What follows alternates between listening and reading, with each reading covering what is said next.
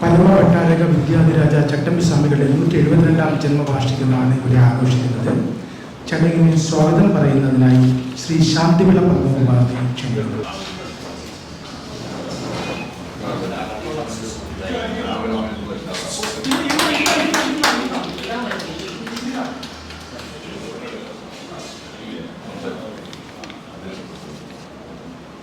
അധ്യക്ഷൻ വിജയകുമാർ സാർ, സ്വാമികളുടെ 172ാം ജന്മവാർഷിക ചടങ്ങ് ഔപചാരികമായിട്ട് ഉദ്ഘാടനം ചെയ്യുന്ന ഏറെ പ്രിയങ്കരനായിട്ടുള്ള മുൻ മന്ത്രി ശ്രീ കടകംപള്ളി സുരേന്ദ്രൻ, ചടങ്ങിലേക്ക് നമ്മെ എല്ലാം സ്വാഗതം ചെയ്ത പ്രിയമുള്ള ശ്രീ ശാന്തിവിള പത്മകുമാർ, അനുസ്മരണ പ്രഭാഷണം നടത്തുന്ന ജില്ലാ പഞ്ചായത്തിൻ്റെ സ്റ്റാൻഡിംഗ് കമ്മിറ്റി ചെയർമാൻ കൂടിയായ ശ്രീ വിളപ്പിൽ രാധാകൃഷ്ണൻ, ഏറെ ബഹുമാനനായ കേണൽ RG നായർ സാർ, ഞങ്ങൾ എല്ലാ ദിവസവും ഒരുമിച്ച് കാണുന്നവരാണ്, രാവിലെ നടത്തക്കാരാണ്. അദ്ദേഹം, പിന്നെ വേദിയിലുള്ള പ്രശസ്തരായിട്ടുള്ള മറ്റു വ്യക്തികൾ, ശ്രീ ഡോക്ടർ ജിനേഷ് കുമാർ,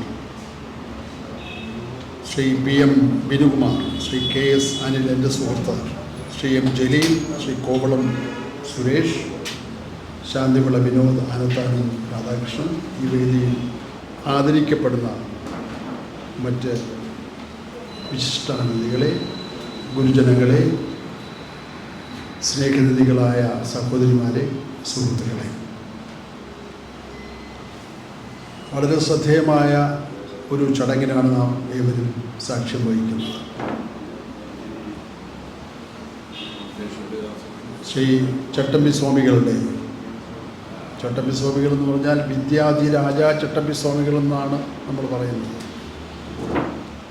ആ പേരിനെ അന്വർത്ഥമാക്കുന്നതാണ് ചട്ടമ്പി സ്വാമികൾ. നമ്മുടെ നാട്ടിൽ ഒരു വിജ്ഞാന വിപ്ലവത്തിന് തിരികൊളുത്തിയതാണ് ചട്ടമ്പി സ്വാമികൾ. അതാണ് സ്വാമികളുടെ 172ാമത് ജന്മവാർഷികം നാടെമ്പാടും ആഘോഷിക്കുകയാണ്. എല്ലാ ദിവസവും ഇപ്പോൾ ഇത് തന്നെ അല്ലേ? അങ്ങനെ ഒരു മാറ്റം വന്നിട്ടുണ്ട്. കാരണം ഒരിക്കലും വിസ്മൃതിയിലാണ്ട് പോകേണ്ട മഹാനല്ല അദ്ദേഹം, അല്ലേ? ഈ സമൂഹത്തെ ഈ രൂപത്തിൽ മാറ്റിയെടുത്തതിൽ ഏറ്റവും വലിയ പങ്ക് വഹിച്ച മഹാരഥനാണ് ശ്രീ ചട്ടമ്പി സ്വാമി. ജീവിതത്തിൽ അദ്ദേഹം ഒരു മറ്റു സന്യാസിമാരിൽ നിന്നെല്ലാം വ്യത്യസ്തനായിരുന്നു, അല്ലേ? കാഷായ വേഷവും ഒന്നുമല്ല അദ്ദേഹം. ഒരു സാധാരണ ഒരു പച്ച മനുഷ്യനായിട്ട് തന്നെ സമൂഹത്തിൽ ജീവിതം ആരംഭിച്ചു. അറിവിലൂടെ, അറിവാണ്. അറിവെന്ന് പറഞ്ഞാൽ അന്ന് ജനങ്ങൾക്ക് അപ്രാപ്യമായിരുന്ന കാര്യം. സാധാരണ ജനങ്ങൾക്ക് അറിവില്ല, അറിവ് നേടാൻ ഇല്ലാതിരുന്നൊരു കാലത്താണ് അറിവിൻ്റെ വിപ്ലവം അദ്ദേഹം സൃഷ്ടിച്ചത്. അദ്ദേഹം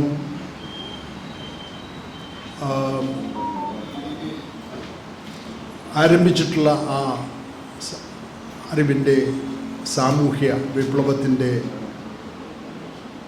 ഗുണഫലങ്ങളാണ് നാം ഇന്ന് അനുഭവിച്ചുകൊണ്ടിരിക്കുന്നത്. ആ രൂപത്തിൽ അത് ഉൾക്കൊണ്ട് അദ്ദേഹത്തെ ഉയർത്തി നമുക്ക് മുന്നോട്ട് പോകാൻ സാധിച്ചിട്ടുണ്ടോ എന്ന് ചോദിച്ചാൽ നമുക്ക് സംശയമാണ്, സാധിച്ചിട്ടില്ല എന്ന് പറയേണ്ടതായിട്ട് വരും.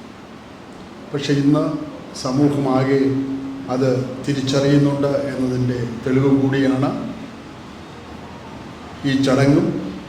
ഈ ചടങ്ങിൻ്റെ കാര്യം പറയുമ്പോൾ ഇവിടെ പത്മകുമാർ തന്നെ സൂചിപ്പിച്ചു, ഇതിനോടനുബന്ധിച്ച് മറ്റൊരു കാര്യം കൂടിയുണ്ട്. അതും വളരെ പ്രധാനപ്പെട്ടതാണ്. സൈനികർ അല്ലേ, സൈനികരാണല്ലോ നമ്മുടെ രാജ്യത്തെ സൃഷ്ടിച്ചതും രാജ്യത്തെ സംരക്ഷിക്കുന്നതും നിലനിർത്തുന്നതും എല്ലാം സൈനികരാണ് അല്ലേ. സൈനികരെ ഓർമ്മിക്കാതെ നമുക്ക് മുന്നോട്ട് പോകാൻ ആവില്ല. കാരണം നാം ഉറങ്ങുമ്പോഴും ഉണർന്നിരിക്കുന്നത് സൈനികരാണ്. സൈനികരുള്ളത് കൊണ്ടാണ് നിലനിൽക്കുന്നത്. അങ്ങനെയുള്ളൊരു കാലത്താണ് നമ്മൾ ജീവിക്കുന്നത്. അപ്പോൾ ആ സൈനികരെ സ്മരിക്കുക മാത്രമല്ല, അവരെ ആദരിക്കുക എന്നത് മാത്രമല്ല, ഇന്ന് ഒരു സൈനിക സ്മാരകം നമുക്ക് തിരുവനന്തപുരത്തുണ്ടായിരുന്ന അല്ലെങ്കിൽ കേരളത്തിലുണ്ടായിരുന്ന വലിയൊരു കുറവ്. ഇപ്പോൾ പാളയത്ത് നമ്മുടെ യുദ്ധസ്മാരകമുണ്ട്. സ്മാരകമെന്ന് പറയാൻ ഒക്കില്ല. അതെ, 3 സെൻറ്റ് എന്ന് പറഞ്ഞാൽ എല്ലാം റോഡൊക്കെ എടുത്ത് പോയി. 3 സെൻറ്റുമില്ല, 1 സെൻറ്റേ ഫസ്റ്റ് വേൾഡ് വാറിൻ്റെ സ്മാരകമാണ്. അതാണ് ആഗ്രഹം. അങ്ങനെ ആകേണ്ടതല്ല അല്ലേ. ഏറ്റവും വലിയ സ്മാരകമുണ്ടാക്കേണ്ടത് സൈനികർക്ക് തന്നെയാണ്. അതിന് നല്ലൊരു തുടക്കമാണ് ഇവിടെ കുറിച്ചിരിക്കുന്നത്. ശ്രീ പിണറായി വിജയൻ മുഖ്യമന്ത്രി എന്ന നിലയിലും അദ്ദേഹത്തോടൊപ്പം ചേർന്നുകൊണ്ട് ഇതിനുള്ള സാഹചര്യങ്ങൾ സൃഷ്ടിച്ച, അതിന് കളമൊരുക്കിയ പ്രിയങ്കരനായിട്ടുള്ള, കാരണം ഇതൊക്കെ നല്ലവണ്ണം നേരിട്ട് അറിയുന്ന ഒരു സാമാജികൻ എന്ന നിലയിൽ കൂടി ശ്രീ കടകംപള്ളി അന്ന് മന്ത്രിയായിരുന്നു. ആധികാരങ്ങളെല്ലാം ഉപയോഗിച്ചുകൊണ്ട് ഒരു സ്മാരകം അവിടെ ഉയർന്നു വരുന്നു എന്നതിലും അങ്ങേയറ്റത്തെ സന്തോഷമുണ്ട്. ശാന്തിപിള്ള പറഞ്ഞതാണ്, അതിനോട് ഞാൻ സപ്പോർട്ട് ചെയ്യുന്നു. അങ്ങേയറ്റത്തെ അഭിമാനത്തോടു കൂടി പറയാൻ സാധിക്കുന്നത് അത് ചെറിയ കാര്യമല്ല. അത് വിദ്യാധിരാജ ചട്ടമ്പിസ്വാമികളുടെ ഈ ജന്മദിനാഘോഷവുമായിട്ട് ചേർത്ത് അതിനെ മാറ്റിയെടുക്കാൻ സാധിച്ചു എന്നതിലും അങ്ങേയറ്റത്തെ സന്തോഷമുണ്ട്. ആ ചടങ്ങിൽ സംബന്ധിക്കാൻ സാധിച്ചതിലുള്ള സന്തോഷം നിങ്ങളുമായിട്ടെല്ലാം പങ്കുവച്ചുകൊണ്ട് ഞാൻ എൻ്റെ അധ്യക്ഷ പ്രസംഗം ചുരുക്കുന്നു. എല്ലാവർക്കും നന്ദി, നമസ്കാരം.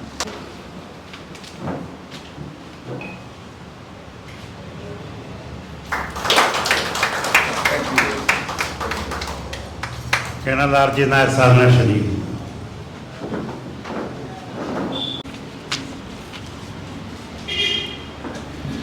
യോഗാധ്യക്ഷനായ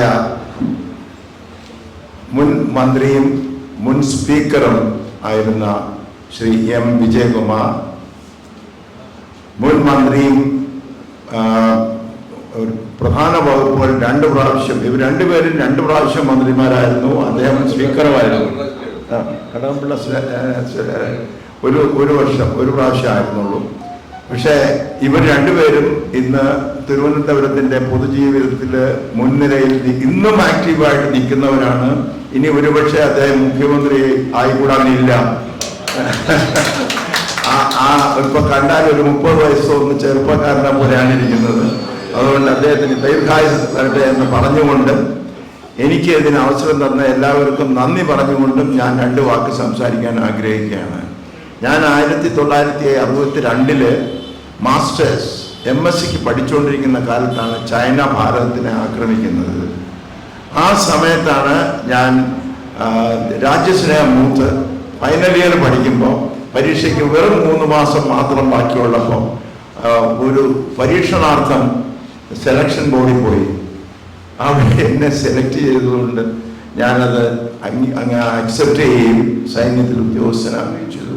ഇന്ത്യൻ മിലിറ്ററി അക്കാഡമിയിൽ 1962 ജോയിൻ ചെയ്തത്. 92 തിരുവനന്തപുരത്തെ NCC ഗ്രൂപ്പ് കമാൻഡറായിട്ടാണ് ഞാൻ റിട്ടയർ ആകുന്നത്. പോരാതെ എൻ്റെ 2 മക്കൾ സൈന്യത്തിൽ വളരെ ഉയർന്ന ഉദ്യോഗസ്ഥരായിരുന്നു. വലിയ നേട്ടം നേടിയിട്ടുള്ളവരാണ്.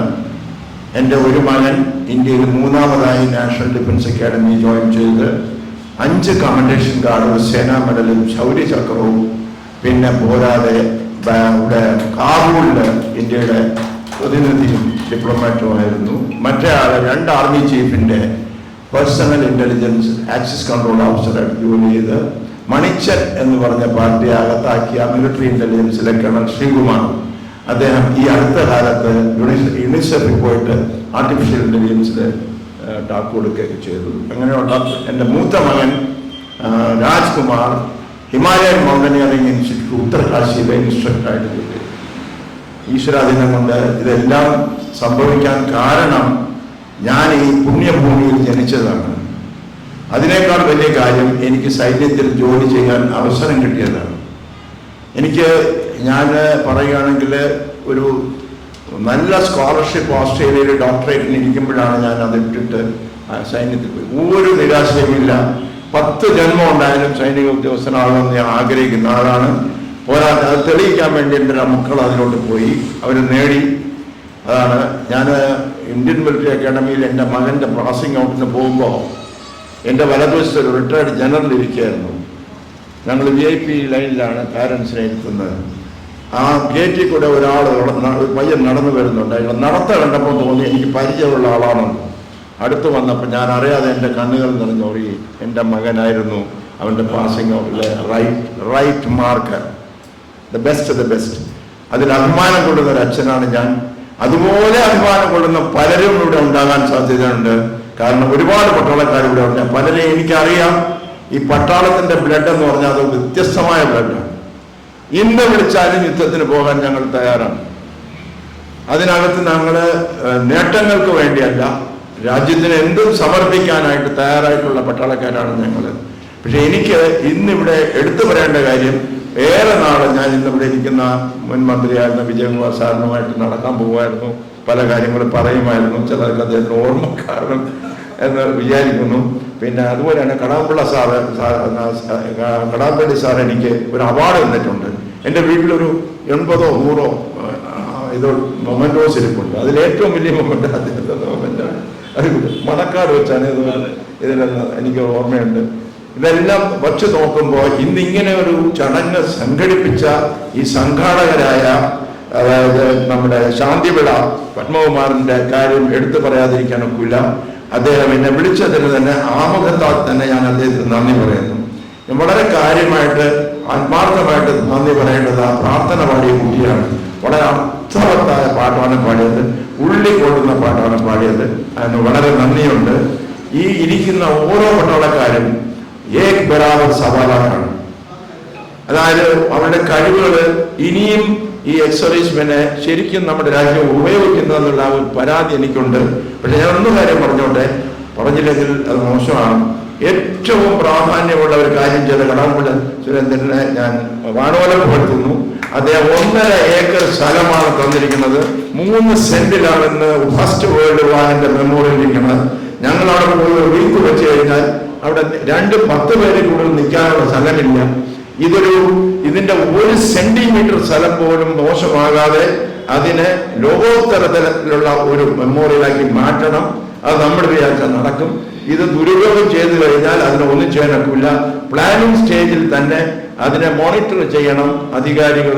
നിങ്ങളെല്ലാം സമൂഹത്തിൽ ഇൻഫ്ലുവൻസ് ചെയ്യാൻ കഴിവുള്ള ആളുകളാണ് ഈ സദസ്സിൽ ഇരിക്കുന്നത്. അവരോട് ഞാൻ പ്രത്യേകം അഭ്യർത്ഥിക്കുന്നു. അങ്ങനെ ഇന്ത്യയിലെ തന്നെ ബെസ്റ്റ് മെമ്മോറിയൽ ഉണ്ടാക്കാൻ 1.5 ഏക്കർ സ്ഥലം വളരെ കൂടുതലാണ്, നല്ലതാണ്. ആ രീതിയിലുള്ള ഗാർഡനും അതിനുള്ള പ്ലാനിങ്ങും ഒക്കെ ചെയ്യാൻ എന്നാൽ കഴിയുന്നത് ഞാൻ ചെയ്യാം. എനിക്ക് അനുഭവ സമ്പത്തുണ്ട്. നിങ്ങൾ സിലിഗുരി എന്ന് പറഞ്ഞ സ്ഥലത്ത് പോവുകയാണെങ്കിൽ 3.5 ഏക്കർ ചതുപ്പിന് ടിക്കറ്റ് എടുത്ത് അകത്ത് കയറാനുള്ള ഒരു ഗാർഡൻ ആക്കിയ എനിക്ക് അനുഭവ സമ്പത്തിൻ്റെ കയ്യിലുണ്ട്. ഞാൻ കൂടെ ചേരാൻ തയ്യാറാണ്. പോരാതെ ഞാൻ അതിൻ്റെ ഡെവലപ്മെന്റിന് വേണ്ടി എൻ്റെ കയ്യിലൊരു ഫണ്ടുണ്ട്.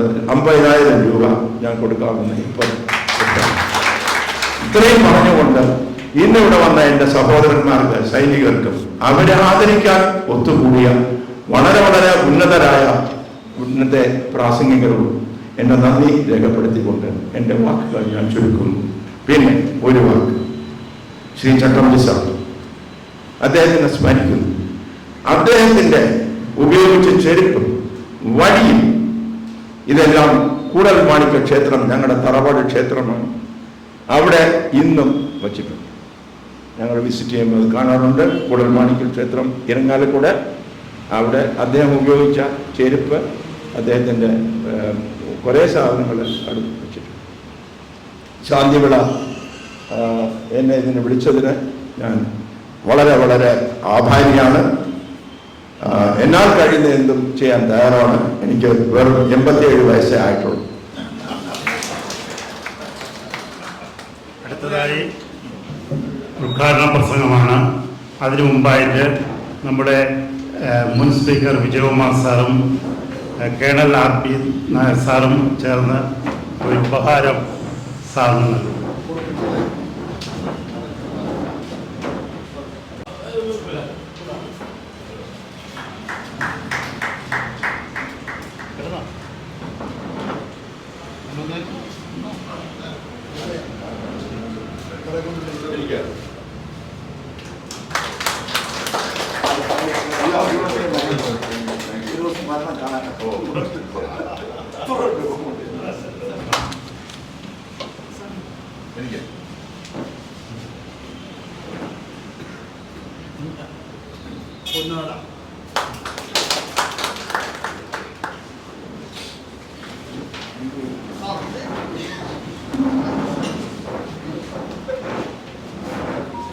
ഇന്ന് ഈ ചടങ്ങിന് അധ്യക്ഷത വഹിക്കുന്ന ചട്ടമ്പി സ്വാമികളുടെ 172ാമത് ജന്മവാർഷിക അതിൻ്റെ ഭാഗമായിട്ടുള്ള ഈ സമ്മേളനത്തിൽ അധ്യക്ഷത വഹിക്കുന്ന മുൻ നിയമസഭാ സ്പീക്കറും മുൻ മന്ത്രിയും ഒക്കെ ആയിട്ടുള്ള ശ്രീ എം വിജയകുമാർ, ഈശ്വര പ്രാർത്ഥന ചൊല്ലിയ കുമാരി ഐശ്വര്യ, സ്വാഗതം ആശംസിച്ച ശ്രീ ശാന്തിവിള പത്മകുമാർ, ബഹുമാനപ്പെട്ട ശ്രീ വിളപ്പിൽ രാധാകൃഷ്ണൻ, ആദരണീയനായിട്ടുള്ള Shri colonel RD Nair, doctor Jinesh Kumar, Shri KS Anil, Shri M Jaleel, Shri Kovalam TN Suresh, Shri Santhivila Vinod, Shri Anathanan Radhakrishnan, ഇന്നിവിടെ ആദരിക്കപ്പെടുന്ന ആദരവിന് അർഹരായിട്ടുള്ള ACB channel reporter Shri Ramakrishnan Anoop, മാതൃഭൂമിയുടെ ശ്രീ പാപ്പനംകോട് അനൂപ്, മനാലി ശ്രീ പാപ്പനംകോട് രാജൻ, ദീപിക,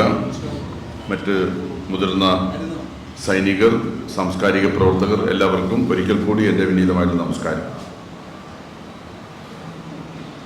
കേരളത്തിലെ നവോത്ഥാന പ്രസ്ഥാനത്തിന് നേതൃത്വം നൽകിയ മഹാന്മാരായിട്ടുള്ള നവോത്ഥാന നായകന്മാരിൽ വളരെ പ്രധാനപ്പെട്ട സ്ഥാനം അലങ്കരിക്കുന്ന സന്യാസി ശ്രേഷ്ഠനാണ് ചട്ടമ്പി സ്വാമികൾ എന്ന് നാം എല്ലാവരും തിരിച്ചറിയുന്നുണ്ട്. ആധുനിക കേരളം രൂപപ്പെട്ടത് നവോത്ഥാനത്തിൻ്റെ പിൻബലത്തിലാണെന്ന് നമ്മളെല്ലാവരും മനസ്സിലാക്കിയിട്ടുള്ളതാണ്. ചട്ടമ്പി സ്വാമികളോടൊപ്പം ഒരു വയസ്സിൻ്റെ എളുപ്പമുണ്ടായിരുന്ന ശ്രീനാരായണ ഗുരു ഏതാനും വയസ്സിൻ്റെ മൂത്തതായിരുന്ന അയ്യ വൈകുണ്ഠസ്വാമികൾ ഒരു 6-7 വയസ്സ്, ശ്രീനാരായണ ഗുരുവിന് 6-7 വയസ്സ് എളുപ്പമുണ്ടായിരുന്ന മഹാത്മാ അയ്യൻകാളിയും,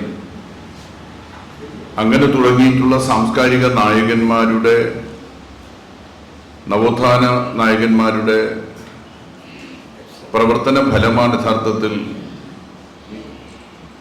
ആധുനിക കേരളത്തെ സൃഷ്ടിക്കുന്നതിന് സഹായകരമായത്. ചട്ടമ്പി സ്വാമികൾ ശ്രീനാരായണ ഗുരുവിനോടൊപ്പം കേരളത്തിൽ അന്ന് നിലനിന്നിരുന്ന ജാതി വ്യവസ്ഥയെ ഇല്ലാതാക്കുന്നതിന് വേണ്ടിയിട്ടുള്ള പ്രവർത്തനങ്ങൾക്ക് നേതൃത്വം കൊടുത്ത സന്യാസി വര്യനാണ്. ജാതീയമായിട്ടുള്ള ഉച്ചനീചത്വങ്ങൾ അവസാനിപ്പിക്കുക എന്നുള്ള നവോത്ഥാനം അന്ന് ഉയർത്തിയ ഏറെ പ്രധാനപ്പെട്ട മുദ്രാവാക്യം സാധ്യതപ്രായമാക്കാൻ ക്ഷേത്ര പരിസരങ്ങളെ പ്രയോജനപ്പെടുത്തിയ സന്യാസി വര്യന്മാരായിരുന്നു ശ്രീനാരായണ ഗുരുവും ചട്ടമ്പി സ്വാമിയും. വിദ്യ അതിൻ്റെ പ്രാധാന്യം തിരിച്ചറിഞ്ഞ സന്യാസി ശ്രേഷ്ഠനാണ് ചട്ടമ്പി സ്വാമികൾ. വേദം ബ്രാഹ്മണരുടെ മാത്രം കുത്തകയാണെന്ന് ധരിച്ചിരുന്ന കാലത്ത് അബ്രാഹ്മണർക്ക് വേദാഭ്യാസമാകാം എന്ന ബോധ്യത്തോടുകൂടി വേദത്തെ പഠിക്കാനും അതിനെ വ്യാഖ്യാനിക്കാനും വേദാധികാര നിരൂപണമെന്ന അമൂല്യമായിട്ടുള്ള ഗ്രന്ഥരചനയ്ക്കും ചട്ടമ്പി സ്വാമികൾ അന്ന് തയ്യാറാവുകയുണ്ടായി. ഒരുപക്ഷെ അക്കാലത്ത് ബ്രാഹ്മണ്യ മേധാവിത്വം നിലനിന്നിരുന്ന വേദാധികാരത്തെ തൻ്റെ വൈജ്ഞാനിക ശേഷി കൊണ്ട് ചട്ടമ്പി സ്വാമികൾ ചോദ്യം ചെയ്തു എന്നുള്ളതാണ് വാസ്തവം. 1888 കേരളത്തിൽ നവോത്ഥാനത്തിൻ്റെ വലിയ ഒരു വിപ്ലവം എന്നുള്ള നിലയിൽ ചൂണ്ടിക്കാണിക്കപ്പെടുന്ന അരുവിപ്പുറം ശിവപ്രതിഷ്ഠ ശ്രീനാരായണ ഗുരു നടത്തിയത്. അതിനും 5 വർഷങ്ങൾക്ക് മുമ്പ് 1883 ചെമ്പഴന്തിക്കടുത്ത് അണിയൂരെന്ന ഗ്രാമത്തിലെ ക്ഷേത്ര പരിസരത്ത് യുവാക്കളായിട്ടുള്ള ഇവർ രണ്ടുപേരും ഒരുമിച്ച് കൂടി കേരളീയ നവോത്ഥാനത്തിൽ അന്ന് നിലനിന്നിരുന്ന ജാതി വ്യവസ്ഥയെ, അന്ന് നിലനിന്നിരുന്നതായിട്ടുള്ള മനുഷ്യത്വരഹിതമായിട്ടുള്ള നിലപാടുകളെ കുറിച്ചെല്ലാം ചർച്ച ചെയ്തതായി രേഖകൾ പറയുന്നുണ്ട്.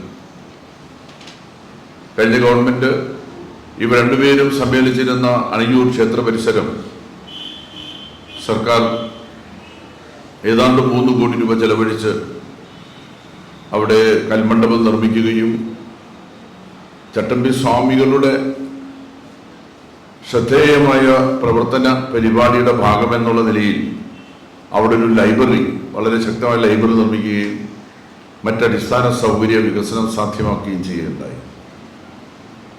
ഇതുകൂടാതെ ചട്ടമ്പി സ്വാമികൾ ജനിച്ച സ്ഥലത്തെ സംബന്ധിക്കുന്ന തർക്കങ്ങളൊക്കെ നിലനിൽക്കുന്നുണ്ട്. കണ്ണമൂലിയാണെന്നും അതല്ല മലയൻകീഴാണെന്നും ഒക്കെ ചില തർക്കങ്ങൾ നിലനിൽക്കുന്നുണ്ട്. പക്ഷേ ദീർഘകാലം അദ്ദേഹം വളർന്നത് മലയൻകീഴിലെ ഒരു വീട്ടിലായിരുന്നു. ആ വീട് ഗവൺമെന്റ് ഏറ്റെടുക്കാനും ചട്ടമ്പി സ്വാമികളുടെ സ്മാരകമായിട്ട് സംരക്ഷിക്കാനും ആവശ്യമായിട്ടുള്ള നടപടികൾ സ്വീകരിക്കുകയുണ്ടായി. ഏറ്റെടുത്തു. അത് സ്മാരകമാക്കി മാറ്റുന്നതിന് വേണ്ടിയിട്ടുള്ള പ്രവർത്തനങ്ങൾ ഗവൺമെന്റ് നടത്തിക്കൊണ്ടിരിക്കുകയാണ്. നവോത്ഥാന നായകന്മാരായിട്ടുള്ള ഏതാണ്ട് എല്ലാ നവോത്ഥാന നായകന്മാരും ഓർമ്മിക്കപ്പെടേണ്ടവരാണെന്നുള്ള കാഴ്ചപ്പാടോടുകൂടിയാണ് ഗവൺമെന്റ് പ്രവർത്തിച്ചുകൊണ്ടിരിക്കുന്നത്. എന്തിനവരെ ഓർക്കണമെന്ന് ചോദിച്ചാൽ, നാം കടന്നു വന്ന വഴികളെ സംബന്ധിച്ച് പുതിയ തലമുറയ്ക്ക് പുത്തൻ ബോധമുണ്ടാക്കാനും പഴയ തലമുറയെ ഓർമ്മപ്പെടുത്താനും അതാവശ്യമാണ് എന്ന ധാരണയുടെ തന്നെ അടിസ്ഥാനത്തിലാണ് ഗവൺമെന്റ് അക്കാര്യങ്ങൾ ചെയ്യുന്നത്. ഞാൻ ദീർഘമായിട്ട് ഉപന്യസിക്കുന്നില്ല. അദ്ദേഹത്തിൻ്റെ ചട്ടമ്പി സ്വാമികളുടെ 172ാമത് ജന്മവാർഷികം നമ്മുടെ രാജ്യത്തെമ്പാടും ആഘോഷിക്കുന്നതിൻ്റെ ഭാഗമായി ഇവിടെ ജാലകം സാംസ്കാരിക സമിതി സംഘടിപ്പിക്കുന്നതായിട്ടുള്ള ഈ വാർഷികാഘോഷ ചടങ്ങിൽ സംബന്ധിക്കാനും നിങ്ങളെ അഭിമുഖീകരിക്കാനും സാധിച്ചുള്ള സന്തോഷം ഞാൻ ഇവിടെ നിങ്ങളുമായിട്ട് പങ്കുവെക്കുകയാണ്. ഇവിടെ യുദ്ധസ്മാരകത്തെക്കുറിച്ച് പറയുകയുണ്ടായി. കഴിഞ്ഞ ഗവൺമെൻറ്റിൻ്റെ ഒരു നിലപാടായിരുന്നു അത്. ആദരണീയനായിട്ടുള്ള കേരളത്തിൻ്റെ മുഖ്യമന്ത്രി ഒരു നല്ല യുദ്ധസ്മാരകം തലസ്ഥാന നഗരിയിൽ ഉണ്ടാകണം എന്ന ചിന്തയോടുകൂടിയാണ് യുദ്ധസ്മാരകത്തിൻ്റെ ആവശ്യകതയെ നോക്കി കണ്ടത്. വിമുക്ത ഭടന്മാരായിട്ടുള്ള നമ്മുടെ മാന്യ സഹോദരങ്ങൾ അവർ ഇത്തരമൊരു ആവശ്യവുമായിട്ട് മുന്നോട്ട് വന്നപ്പോൾ അതിന് യോജിച്ചൊരു സ്ഥലം കണ്ടെത്തുക എന്നുള്ള ഉത്തരവാദിത്വം മാത്രമായിരുന്നു എന്നിൽ നിക്ഷിപ്തമായിരുന്നത്. എൻ്റെ നിയോജക മണ്ഡലത്തിലെ ആക്കുളം ടൂറിസ്റ്റ് വില്ലേജിനടുത്ത് യഥാർത്ഥത്തിൽ ടൂറിസം വികസനത്തിന് വേണ്ടി നമ്മൾ കണ്ടെത്തിയിരുന്ന സ്ഥലങ്ങളിൽ ഒന്നാണത്. അത് സദേൺ എയർ കമാൻഡിൻ്റെ ആസ്ഥാനത്തിന് തൊട്ട് അടുത്താണ്. അതിൻ്റെ എല്ലാം കൂടെ പ്രത്യേകമായിട്ടുള്ള പരിസ്ഥിതി കണക്കിലെടുത്ത് ഏതാണ്ട് 1.5 ഏക്കർ സ്ഥലം അവിടെ വളരെ വിപുലമായിട്ടുള്ള ഒരു യുദ്ധസ്മാരകം നിർമ്മിക്കുന്നതിന് വേണ്ടി ഗവൺമെൻറ് നൽകുകയാണ് ഉണ്ടായത്. ഈ കഴിഞ്ഞ ബഡ്ജറ്റിൽ ആ യുദ്ധസ്മാരകത്തിൻ്റെ നിർമ്മാണത്തിന് ആവശ്യമായിട്ടുള്ള പ്രാഥമിക പ്രവർത്തനങ്ങൾക്ക് ആവശ്യമായിട്ടുള്ള പണവും സർക്കാർ നീക്കിവെക്കാൻ വേണ്ടി തയ്യാറായിട്ടുണ്ട്.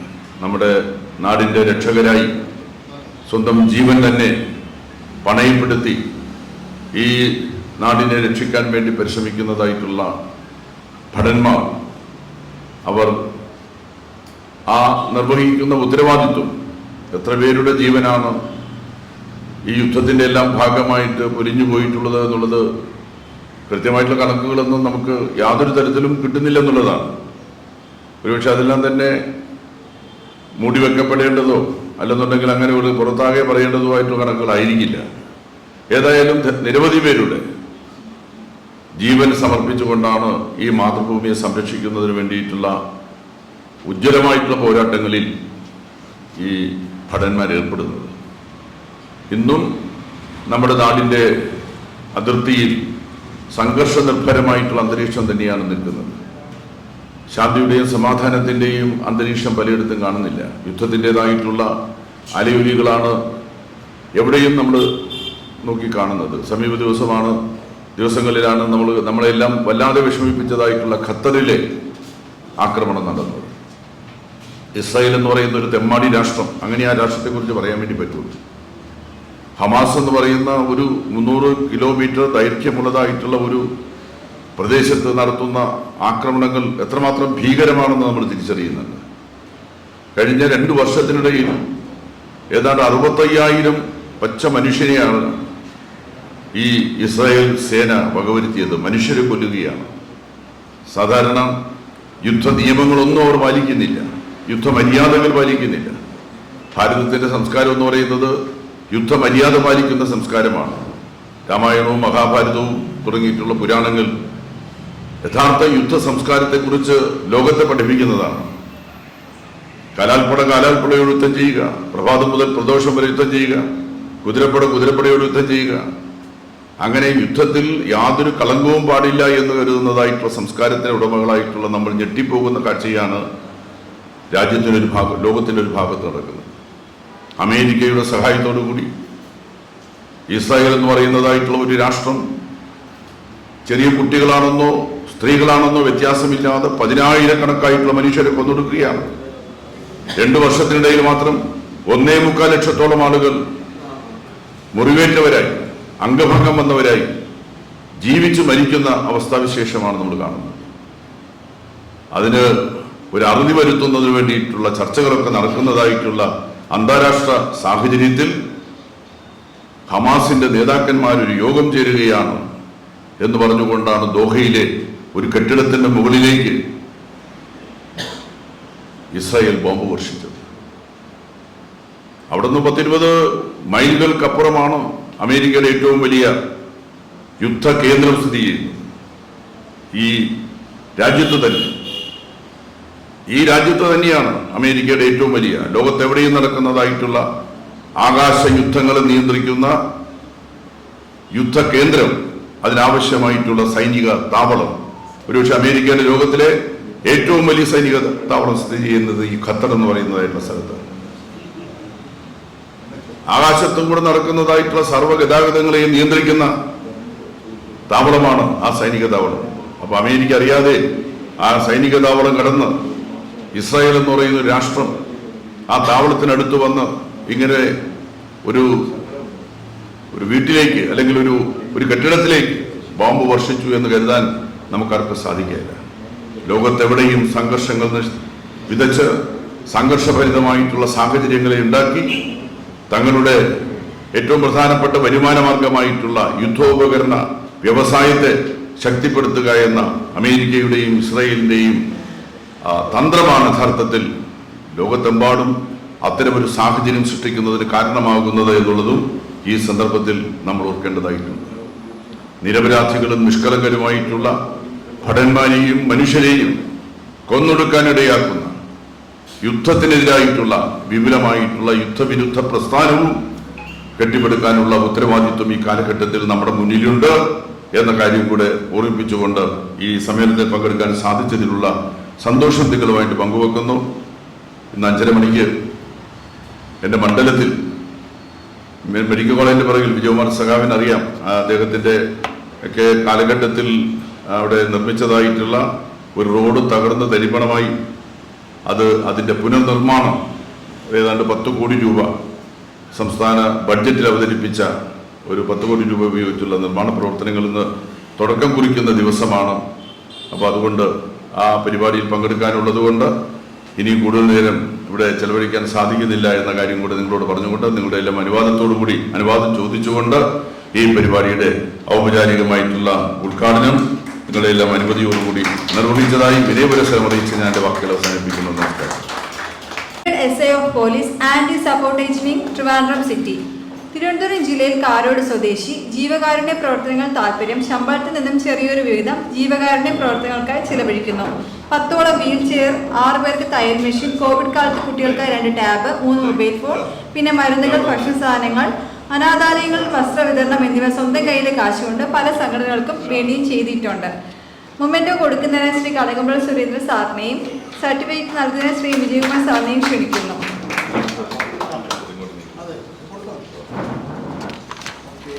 ഗ്രേസി സംരംഭകയും സാമൂഹിക പ്രവർത്തകയും. ആഭരണ നിർമ്മാണത്തിനും വീട്ടിൽ നിർമ്മിച്ച വസ്തുക്കൾക്ക് വേണ്ടിയുള്ള ചെറുകിട വ്യവസായം, സാമൂഹിക സേവനം. തണൽ രക്തസാന പുരസ്കാരം, മുഹമ്മദ് റഫി ഫൗണ്ടേഷൻ സ്നേഹാദരവ്, പുലരി TV ശംഖുമുദ്ര പുരസ്കാരം, സംസ്കൃത ദിവസ് പ്രതിഭാ പുരസ്കാരം എന്നീ പുരസ്കാരങ്ങൾ ഇതിനോടകം തന്നെ സ്വന്തമാക്കിയിട്ടുണ്ട്. ഡോക്ടർ സീന മുരുകൻ ഫിറ്റ്നസിലെ സിംഗപ്പെണ്ണ്. 9 വർഷമായി ഫിറ്റ്നസ് ട്രെയിനറായ ഭർത്താവ് മുരുകൻ ശിക്ഷണത്തിൽ നല്ലൊരു ലേഡി ഫിറ്റ്നസ് ട്രെയിനറായി തുടരുന്നു. Smart lady fitness lounge fitness centre തുടങ്ങിയിട്ട് 3 വർഷത്തോളമായി.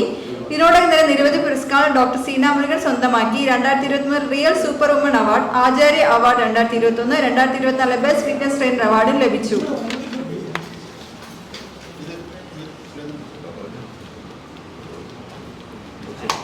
സുനിത ബൈജു ജീവകാരുണ്യ പ്രവർത്തക, ചാരിറ്റി പ്രവർത്തക, മാസ്റ്റേഴ്സ് അത്ലറ്റ് നാഷണൽ വിജയി.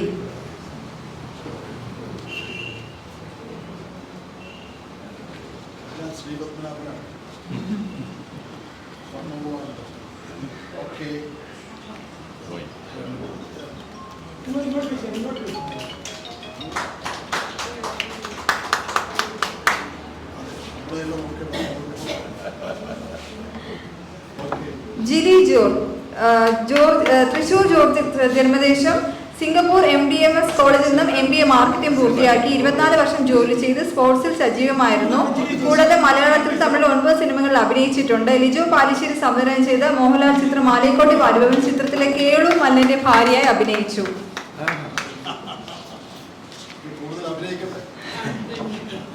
ശിവപ്രസാദ് PS ജീവകാരുണ്യ പ്രവർത്തകനും മനുഷ്യാവകാശ ജില്ലാ വൈസ് പ്രസിഡന്റ്, സാമൂഹ്യ പ്രവർത്തകനുമാണ്.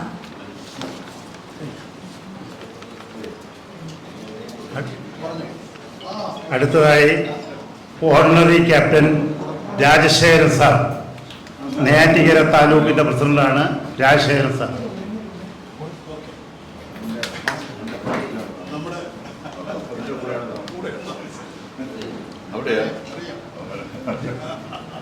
അടുത്തതായി ordinary captain Jayanthan sir, Neyyattinkara സംസ്ഥാന ട്രഷറർ, താലൂക്കിന്റെ വൈസ് പ്രസിഡന്റ്.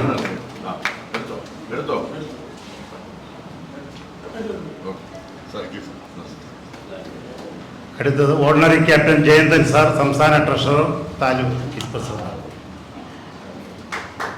അടുത്തത് ordinary captain KS Thampi, Neyyattinkara taluk treasurer.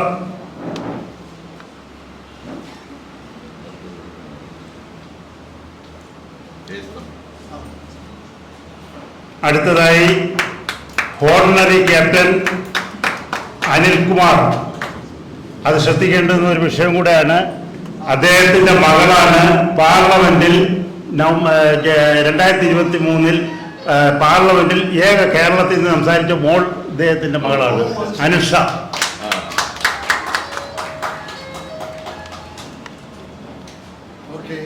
Navy ഉദ്യോഗസ്ഥൻ MCPO Prathapan Nair sir, Vazhimukku.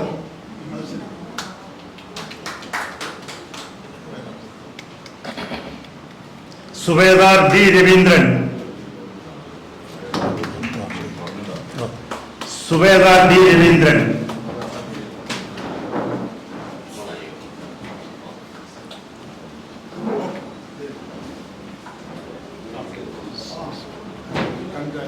MS Gopakumar കെപ്പോ ജീവനക്കാരൻ, വളരെ ശ്രദ്ധയാകർഷിച്ചിട്ടുള്ള ആളാണ് MS ഗോപകുമാർ.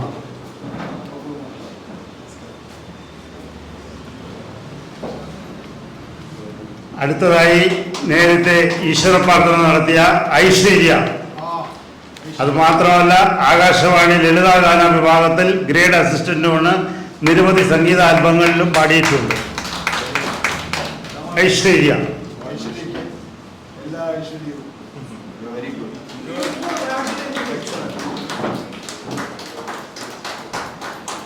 എക്സ് സർവീസസ് ലീഗിന്റെ തിരുവനന്തപുരം താലൂക്ക് സെക്രട്ടറി വെള്ളൈക്കടവ് സുരേഷ് ഒരുപാട് പ്രവർത്തനങ്ങളിൽ മികവാർന്ന പ്രവർത്തനങ്ങൾ നടത്തുന്ന ഹോംഗാർഡുകാരൻ കൂടിയാണ്. മണ്ണന്തല സ്റ്റേഷൻ.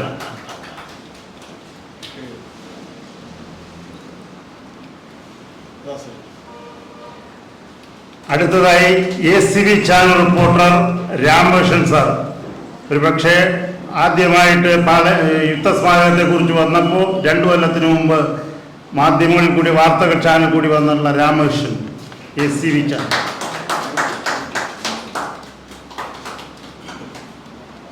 അടുത്തതായി അനു, മാതൃഭൂമി. വെള്ളായണിയിലെ ദേശീയ ഇതിനെക്കുറിച്ചും വെള്ളാരി കായലിനെ കുറിച്ചുള്ള ഒരുപാട് വാർത്തകൾ കൊടുത്ത് എന്നും മാതൃഭൂമി ശ്രദ്ധിക്കപ്പെടുന്ന ആളാണ് അനു. അടുത്തതായി പാപ്പനംകോട് രാജൻ. അറിയാം, ആറ്റുകാൽ പൊങ്കാലയായാലും എന്തെല്ലാം കാര്യങ്ങളിൽ നടന്നു കഴിഞ്ഞാലും രാഷ്ട്രദീപികയിലെ ദിവ്യ പത്രത്തിന്റെ പ്രധാന റിപ്പോർട്ടർ കൂടിയായ ശ്രീ പാപ്പനംകോട് രാജൻ. അടുത്തതായി നമ്മളെല്ലാം വളരെ വേണ്ടപ്പെട്ട ആൾ കൂടിയായ ജാലക സാംസ്കാരിക സമിതിയുടെ പ്രസിഡന്റ് ശ്രീ KS അനിൽ.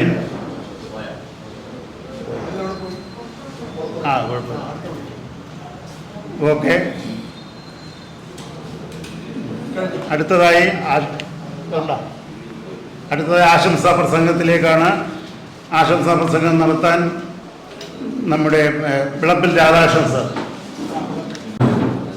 ദീർഘമായ ഒരു വർത്തമാനത്തിന് ഇനി പ്രസക്തിയില്ല.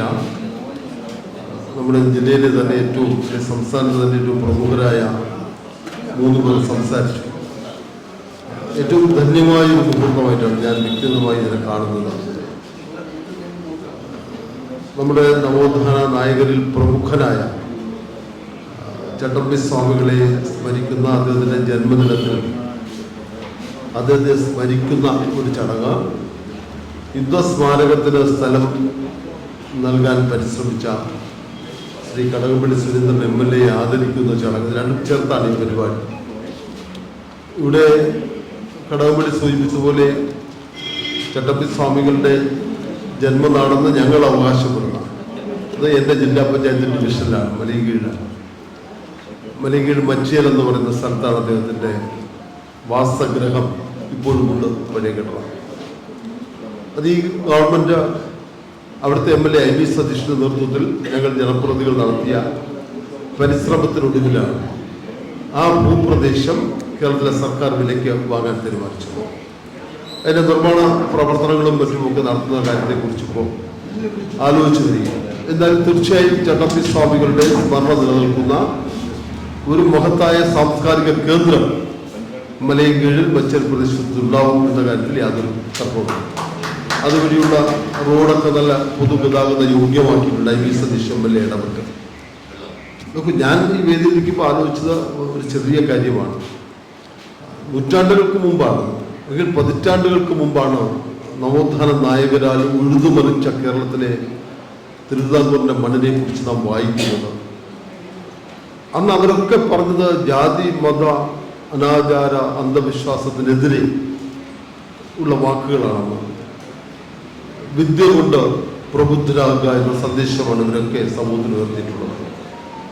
വർഗവർണ്ണ വ്യത്യാസമില്ലാതെ മനുഷ്യനെ മനുഷ്യനായി കാണാൻ ഇവരൊക്കെ അന്ന് പരിശ്രമിച്ചിരുന്നു എന്നുള്ളതാണ് യാഥാർത്ഥ്യം. എന്നാൽ നോക്കൂ, പരിഷ്കൃത സമൂഹമെന്ന് നാം അവകാശപ്പെടുന്ന വർത്തമാനകാലത്ത് നാം പ്രാചീനത തേടി പോവുകയാണ്. അന്ന് എന്താ ഒരിക്കലും നമ്മുടെ നാട്ടിൽ നടക്കാൻ പാടില്ലാത്തതായ കാര്യങ്ങൾ, മതത്തിൻ്റെ പേരിൽ, ജാതിയുടെ പേരിൽ, വർഗത്തിൻ്റെ പേരിൽ, വർണ്ണത്തിൻ്റെ പേരിലൊക്കെ മനുഷ്യനെ തമ്മിലടിപ്പിക്കുന്ന പുതിയ പ്രവണതകൾ, അത് നാം എഴുതിത്തള്ളിയതാണ്, അല്ലെങ്കിൽ ചവറ്റുകുട്ടയിലേക്ക് എടുത്തെറിഞ്ഞതാണ്. അത്തരം പ്രവണതകളെ വീണ്ടും കൊണ്ടുവരാൻ ആധുനിക പരിഷ്കരണവാദികൾ എന്ന് പറയുന്ന, വിദ്യാസമ്പന്നർ എന്ന് പറയുന്ന നമ്മുടെ സമൂഹത്തിൽ അത്തരം ഒരുതരം ദുഷിച്ച പ്രവണതകൾ ഉണ്ടായി എന്ന് നമുക്കിപ്പോൾ കാണാൻ കഴിയും. അവിടെയാണ് പതിറ്റാണ്ടുകൾക്ക് മുമ്പ് ചട്ടമ്പി സ്വാമികളായാലും ശ്രീനാരായണ ഗുരുദേവനായാലും പൊയ്കയിലായാലും മഹാനായ അയ്യങ്കാളിയായാലും ഒക്കെ നടത്തിയ നവോത്ഥാന പ്രവർത്തനങ്ങളെ നാം ഓർക്കേണ്ടത് തീർച്ചയായും. ഇവരെല്ലാം മഹാരഥന്മാരായ മനുഷ്യർ, നമുക്ക് അസാമാന്യരായ മനുഷ്യർ എന്നൊക്കെ നമുക്ക് വിശേഷിപ്പിക്കാൻ കഴിയുന്ന തരത്തിലുള്ള പ്രവചനങ്ങളും വാക്കുകളും ഒക്കെ ഈ സമൂഹത്തിന് സന്ദേശമായി നൽകി ഏറ്റവും പ്രഗത്ഭമതികളായ, നമ്മുടെ ഭാരതത്തിൽ തന്നെ അഭിമാനമായി ഉയർത്തിക്കാട്ടാൻ കഴിയുന്ന നിഷ്കാമികളായിരുന്നു എന്ന ഒരുപറ്റം മനുഷ്യരാണ് അവർ വാസ്തവത്തിൽ. അവർ മനുഷ്യരാണെന്ന് പോലും നമുക്ക് അസാധാരണരായ മഹാരഥന്മാരായ മനുഷ്യർ. അവർ നടന്നുപോയ മണ്ണാണ് നമ്മുടെ മണ്ണ്. അവരാണ് ഈ സമൂഹത്തിന്റെ പുരോഗതിക്ക് ആവശ്യമായ അടിത്തറപ്പാക്കിയവർ അവരാണ്. അപ്പൊ അത്തരം വ്യക്തിത്വങ്ങളെ ഓർമ്മിക്കുക എന്ന് പറഞ്ഞാൽ അവരുടെ സത്കർമ്മങ്ങളെ ഓർമ്മിക്കുക, അവരുടെ ഉജ്ജ്വലമായ വാക്കുകളെ നാം ഓർമ്മിക്കുക എന്നുള്ളതാണ്. അത് പുതുതലമുറയെ നന്മയുള്ള പാതയിലൂടെ സഞ്ചരിക്കാൻ, ആർദ്രതയുള്ള മനസ്സുമായി സഞ്ചരിക്കാൻ, നേരായ മാർഗത്തിൽ സഞ്ചരിക്കാൻ ഒക്കെയുള്ള പ്രചോദനം നൽകുമെന്ന കാര്യത്തിൽ യാതൊരു തർക്കവുമില്ല. അതുകൊണ്ട് തന്നെ ഇവിടെ ജാലകം സാംസ്കാരിക വേദിയും ശാന്തിയുള്ള പത്മകുമാറും ഒക്കെ ചേർന്ന പരിപാടികൾ നടത്തുന്നത് അത് വളരെ പ്രസക്തിയുള്ളതാണ്. ശാന്തിയുള്ള പത്മകുമാറിനെ സംബന്ധിച്ച് ഞാൻ മുൻപ് ഒരു യോഗത്തിൽ പറയുകയുണ്ടായി. അത് ഇതാണ് സമൂഹ പ്രതിബദ്ധത. എന്തിനു വേണ്ടിയാണ് ഇത്തരം പരിശ്രമം നടത്തുന്നത് ജാലകം സാംസ്കാരിക വേദി, ശാന്തികുളം പത്മകുമാർ? അതിലൊട്ടനവധി സൈനികരെ അതിനകത്ത് പങ്കാളിയാക്കുക, അവരുടെ സാന്നിധ്യത്തിലാണ് ഈ പരിപാടി സംഘടിപ്പിക്കുന്നത്. വലിയ ഉജ്ജ്വലമാണത്.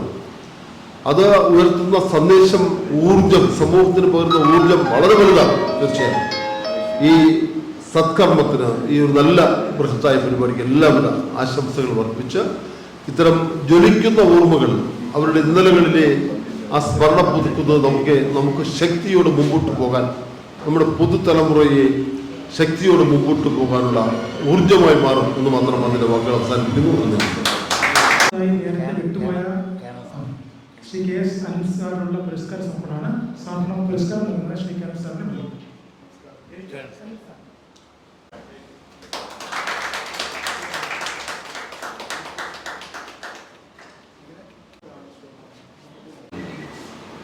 ഉദ്ഘാടനം വഹിച്ച ശ്രീ കടകംപള്ളി സുരേന്ദ്രൻ MLA, വേദിയിലുള്ള കേണൽ ആർ നായർ ഉൾപ്പെടെയുള്ള ബഹുമാന്യരെ, പ്രിയമുള്ളവരെ,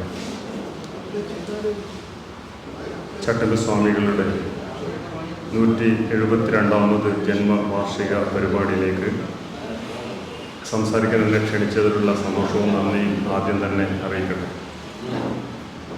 ചട്ടമ്പി സ്വാമികളെക്കുറിച്ച് നന്നായി അറിയാവുന്ന തിരുവനന്തപുരത്തുകാരായ നിങ്ങളോട് കണ്ണൂരുകാരനായ ഞാൻ അദ്ദേഹത്തെക്കുറിച്ച് കൂടുതൽ സംസാരിച്ചാൽ അതൊരു അധിക പ്രസംഗമാവുമെന്നറിയാം. ഇവിടെ നമ്മുടെ ബഹുമാനപ്പെട്ട അധ്യക്ഷനും ഉദ്ഘാടകനും എല്ലാവരും ചട്ടമ്പി സ്വാമികൾ ആരാണ്, എന്താണ് ചെയ്തത് എന്നൊക്കെ പറയുകയുണ്ടായി. സാധാരണ ഇതുപോലുള്ള നവോത്ഥാന നായകരെ, മഹാന്മാരെ നമ്മളെങ്ങനെയാണ് സമീപിക്കേണ്ടത് എന്നിവിടെ സൂചിപ്പിച്ചു കഴിഞ്ഞു. സുഭാഷ് ചന്ദ്രന്റെ മനുഷ്യന് ഒരു ആമുഖം എന്ന നോവലിൽ ഒരധ്യായത്തിൽ രസകരമായ ഒരു കാര്യം പറയുന്നുണ്ട്. അതിലെ ജിതേന്ദ്രൻ എന്ന നായകന് ഒരു കളിപ്പാട്ട നിർമ്മാണ കമ്പനിയിലാണ് ജോലി. അദ്ദേഹം അതിൻ്റെ മാനേജർ സ്ഥാനം ഏറ്റെടുത്ത ശേഷം കളിപ്പാട്ടങ്ങൾ നന്നായി വിറ്റുപോകാൻ ഒരു ആശയം അവതരിപ്പിക്കുന്നുണ്ട്. നമുക്ക് ചെണ്ട കൊട്ടുന്ന കുരങ്ങിന് പകരം ചെണ്ട കൊട്ടുന്ന മനുഷ്യരുടെ പാവകൾ ഉണ്ടാക്കാം. എന്നിട്ട് കുറേ ആളുകളുടെ പേര് പറയുന്നുണ്ട്. ശ്രീനാരായണ ഗുരു, ചട്ടമ്പി സ്വാമികൾ, AKG, EMS, ഇങ്ങനെ കുറേ ആളുടെ പേര് പറയുന്നുണ്ട്. എന്നിട്ട് അദ്ദേഹം പറയുകയാണ്, ഇന്നത്തെ കാലത്തെ ആളുകൾക്ക് മഹാന്മാരുടെ പ്രതിമ മാത്രമേ വേണ്ടൂ, അവരുടെ ആശയങ്ങൾ വേണ്ട. അതുകൊണ്ട് അവരുടെ പ്രതിമകളെല്ലാം വാങ്ങി ഷോക്കേസിൽ വെക്കാൻ ആളുകൾ തയ്യാറാണ് എന്ന് വളരെ വിമർശന രൂപത്തിൽ പറയുന്നു. തീർച്ചയായും പലപ്പോഴും നമ്മൾ ഇങ്ങനെയുള്ള വലിയ മനുഷ്യരെ ഓർമ്മിക്കുമ്പോൾ അവർക്ക് കുറേ വിശേഷണ പദങ്ങളെല്ലാം നൽകി അവരെല്ലാം ദൈവമാണ് എന്ന് സ്ഥാപിച്ച് അവരെ ആരാധിച്ച് അവസാനിപ്പിക്കുകയാണ് ചെയ്യുന്നത്. സത്യത്തിൽ അവരെന്താണ് ചെയ്തത്, ചരിത്രപരമായി അവരെന്താണ് ചെയ്തത് എന്ന കാര്യം ഒന്ന് ആലോചിച്ചെടുക്കുകയും അവർ ചെയ്ത കാര്യങ്ങളുടെ പ്രസക്തി ഊന്നി പറയുകയും അതിൽ ഊർജ്ജം ഉൾക്കൊണ്ട് പ്രവർത്തിക്കുകയും ചെയ്യുക എന്നതാണ് പ്രധാനം. ഉദാഹരണത്തിന് പഴയകാല മനുഷ്യരെ ഒരുപാട് വിശേഷണം ചേർത്ത് പറയുന്നതിൻ്റെ ഒറ്റ ഉദാഹരണം പറയാം. തിരുവിതാംകൂർ ചരിത്രം എന്ന പുസ്തകം എഴുതിയത് പി ശങ്കുണ്ണി മേനോനാണ്. അദ്ദേഹം ഒരു വലിയ മനുഷ്യനെ വിശേഷിപ്പിച്ചിരിക്കുന്നത് ഇങ്ങനെയാണ്: ശ്രീ പത്മനാഭദാസ വഞ്ചിപാല രാമവർമ്മ കുലശേഖര കിരീടപതി സ്വാതി രാമരാജ മന്നൈ സുൽത്താൻ മഹാരാജ രാജ ബഹദൂർ ഷംഷേർ ജംഗ് മഹാരാജ. ആളാരാണെന്ന് നിങ്ങൾക്ക് മനസ്സിലായോ? ഇത് സ്വാതി തിരുനാളാണ്. സ്വാതി തിരുനാൾ എന്ന് പറയേണ്ടതിന് പകരം ഒരു മനുഷ്യനെ കുറിച്ച് പറഞ്ഞിരിക്കുന്നതാണിത്. ഇതുപോലെ പരമഭട്ടാരക, വിദ്യാധിരാജ, ചട്ടമ്പിസ്വാമികൾ, തിരുവടികൾ എന്നൊക്കെ പറയുന്നത് തെറ്റൊന്നുമില്ല. പക്ഷേ അങ്ങനെ തന്നെ പറയണമെന്ന് നിർബന്ധം പിടിക്കുന്നതിനേക്കാൾ നല്ലത് അദ്ദേഹം ചെയ്ത കാര്യങ്ങൾ എന്തൊക്കെയാണ് എന്ന കാര്യം ഊന്നി പറയുക എന്നുള്ളതാണ്. നമ്മളിപ്പോൾ എത്ര വലിയ പേരിട്ടാലും ആളുകൾ ചുരുക്കി മാത്രമേ പറയൂ. ഒരാൾ ആസ്പത്രിയിൽ പോയ ഒരു കഥ നിങ്ങൾ കേട്ടിട്ടുണ്ടോ? ഒരു അന്യ അതിഥി തൊഴിലാളിയാണ്. അപ്പോൾ അവിടെ ഇരിക്കുന്ന ഇത് എഴുതുന്ന ടിക്കറ്റ് എഴുതുന്ന ആളോട് പേര് പറഞ്ഞു. വിശ്വേശ്വരയ്യ ജ്ഞാനപ്രസാധക, അങ്ങനെയൊക്കെ വലിയ പേരാണ്. അപ്പൊ എഴുതുന്ന ആൾ ഒരു മിനിറ്റ് ആലോചിച്ചിട്ട് പറഞ്ഞു, ബാബു എന്ന് വിളിക്കും, അപ്പോൾ പോയിക്കൊള്ളണം. നമ്മളിപ്പോ മഹാത്മാഗാന്ധി റോഡ് നീട്ടാൽ നമ്മൾ MG റോഡ് എന്ന് മാത്രമേ പറയൂ. കാരണം മനുഷ്യര് ഏറ്റവും ചുരുക്കി പറയാൻ ആഗ്രഹിക്കുന്നവരാണ്. അല്ലാതെ നീട്ടി വലിച്ച് നമ്മൾ എത്ര വിശേഷണം പറഞ്ഞാലും അതൊന്നും ആള് പറയില്ല. ആളുകൾ ചട്ടം സ്വാമികളെന്ന് പറയും, ആളുകൾ സ്വാതിരുന്നാളെന്ന് പറയും, ശ്രീനാരായണ ഗുരു എന്ന് പറയും. അത് തീർച്ചയായും അവരോടുള്ള ബഹുമാനക്കുറവ് കൊണ്ടല്ല, അത് അവരുമായുള്ള ഒരു അടുപ്പത്തിന്റെ കാര്യം കൂടിയാണ്. ചട്ടമ്പി സ്വാമികളെ കുറിച്ച് ഇവിടെ സൂചിപ്പിച്ചു കഴിഞ്ഞു. നമ്മുടെ നവോത്ഥാന നായകരിൽ പ്രമുഖനാണ്. ശ്രീനാരായണ ഗുരുവിന്റെ ഗുരുവായിട്ടാണ് അദ്ദേഹം അറിയപ്പെടുന്നത്. അതുപോലെ ഇവിടെ പറഞ്ഞു തൈക്കാട്ട് അയ്യാവ്, ഇവരൊക്കെ പരസ്പരം ഗുരുനാഥന്മാരും ശിഷ്യന്മാരുമാണ്. ഇപ്പൊ തൈക്കാട്ട് അയ്യാവിന്റെ ശിഷ്യനായി ചട്ടമ്പി സ്വാമികൾ വരുന്നു. ചട്ടമ്പി സ്വാമികൾ ശ്രീനാരായണ ഗുരുവെ കൂട്ടി തൈക്കാട്ട് അയ്യാവിന്റെ അടുത്ത് പോയി ഹഠയോഗം പഠിപ്പിക്കുന്നു. അപ്പൊ ഇങ്ങനെയുള്ള വലിയ ഒരു ബന്ധം ഇവരൊക്കെ തമ്മിൽ ഉണ്ടാകുന്നു എന്നുള്ളതാണ്. ഇവിടെ പറഞ്ഞതുപോലെ 172 വർഷം മുമ്പ് 1853 ആ കാലത്താണ് ചട്ടമ്പി സ്വാമികൾ ജനിക്കുന്നത്. 101 വർഷം മുമ്പ് 1924 വൈക്കം സത്യഗ്രഹമൊക്കെ നടക്കുന്ന സമയത്ത് അദ്ദേഹം സമാധിയാവുകയും ചെയ്തു. എന്താണ് ചട്ടമ്പി സ്വാമികൾ ചെയ്തത് എന്ന് ചോദിച്ചാൽ ഇവിടെ എല്ലാവരും എടുത്തു പറഞ്ഞു, അന്നത്തെ ചരിത്ര ഘട്ടത്തിൽ മനുഷ്യൻ എന്ന ഒന്നിനെ ഉയർത്തിപ്പിടിക്കാൻ ജാതി മതങ്ങളായി തിരിഞ്ഞിരുന്ന ആളുകളെയെല്ലാം മനുഷ്യൻ എന്ന ഒറ്റ സ്ഥലത്തേക്ക് കൊണ്ടുവരാനുള്ള പ്രവർത്തനം നടത്തി എന്നുള്ളതാണ്. അപ്പൊ അവിടെയാണ് ഈ ചരിത്രബോധത്തിന്റെ കാര്യം. ഇപ്പൊ ചരിത്രബോധത്തെ കുറിച്ച് പറയുമ്പോൾ ഒരു തമാശ പറയാറുണ്ട്. ടിൻഡുമോന്റെ തമാശയാണ്. സാമൂഹ്യ പാഠ ക്ലാസ്സിൽ ടീച്ചർ അക്ബറെ കുറിച്ച് പഠിപ്പിക്കുകയാണ്. അപ്പൊ ബോർഡിൽ അക്ബർ എന്ന് എഴുതി, ബ്രാക്കറ്റിൽ അക്ബറുടെ ഭരണകാലം എഴുതി, 1555, 1605 എന്നൊക്കെ എഴുതി. എന്നിട്ട് പഠിപ്പിക്കുമ്പോൾ ടിൻഡുമോൻ ചോദിക്കുകയാണ്, ടീച്ചറെ അക്ബറെ കുറിച്ച് പഠിപ്പിക്കുമ്പോ അക്ബറുടെ മൊബൈൽ നമ്പറും പഠിക്കണോ? ഇവന്റെ വിചാരം ബ്രാക്കറ്റ് എഴുതിയിരിക്കുന്നത് അക്ബറുടെ മൊബൈൽ നമ്പർ ആണ് എന്ന്. കാരണം പണ്ട് മുതലേ മൊബൈൽ ഫോൺ ഉണ്ട് എന്ന് വിചാരിച്ചാൽ പിന്നെ ചരിത്രബോധമില്ല.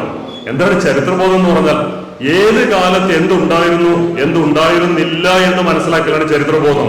50 വർഷം മുമ്പ് എന്തുണ്ടായിരുന്നു എന്തുണ്ടായിരുന്നില്ല, 100 വർഷം മുമ്പ് എന്തുണ്ടായിരുന്നു എന്തുണ്ടായിരുന്നില്ല. അങ്ങനെ ചരിത്രത്തിന്റെ പശ്ചാത്തലത്തിൽ ആളുകളെ വിലയിരുത്തിയാൽ മാത്രമേ നമുക്ക് അവരുടെ പ്രസക്തി ശരിക്കും തിരിച്ചറിയാൻ പറ്റുകയുള്ളൂ.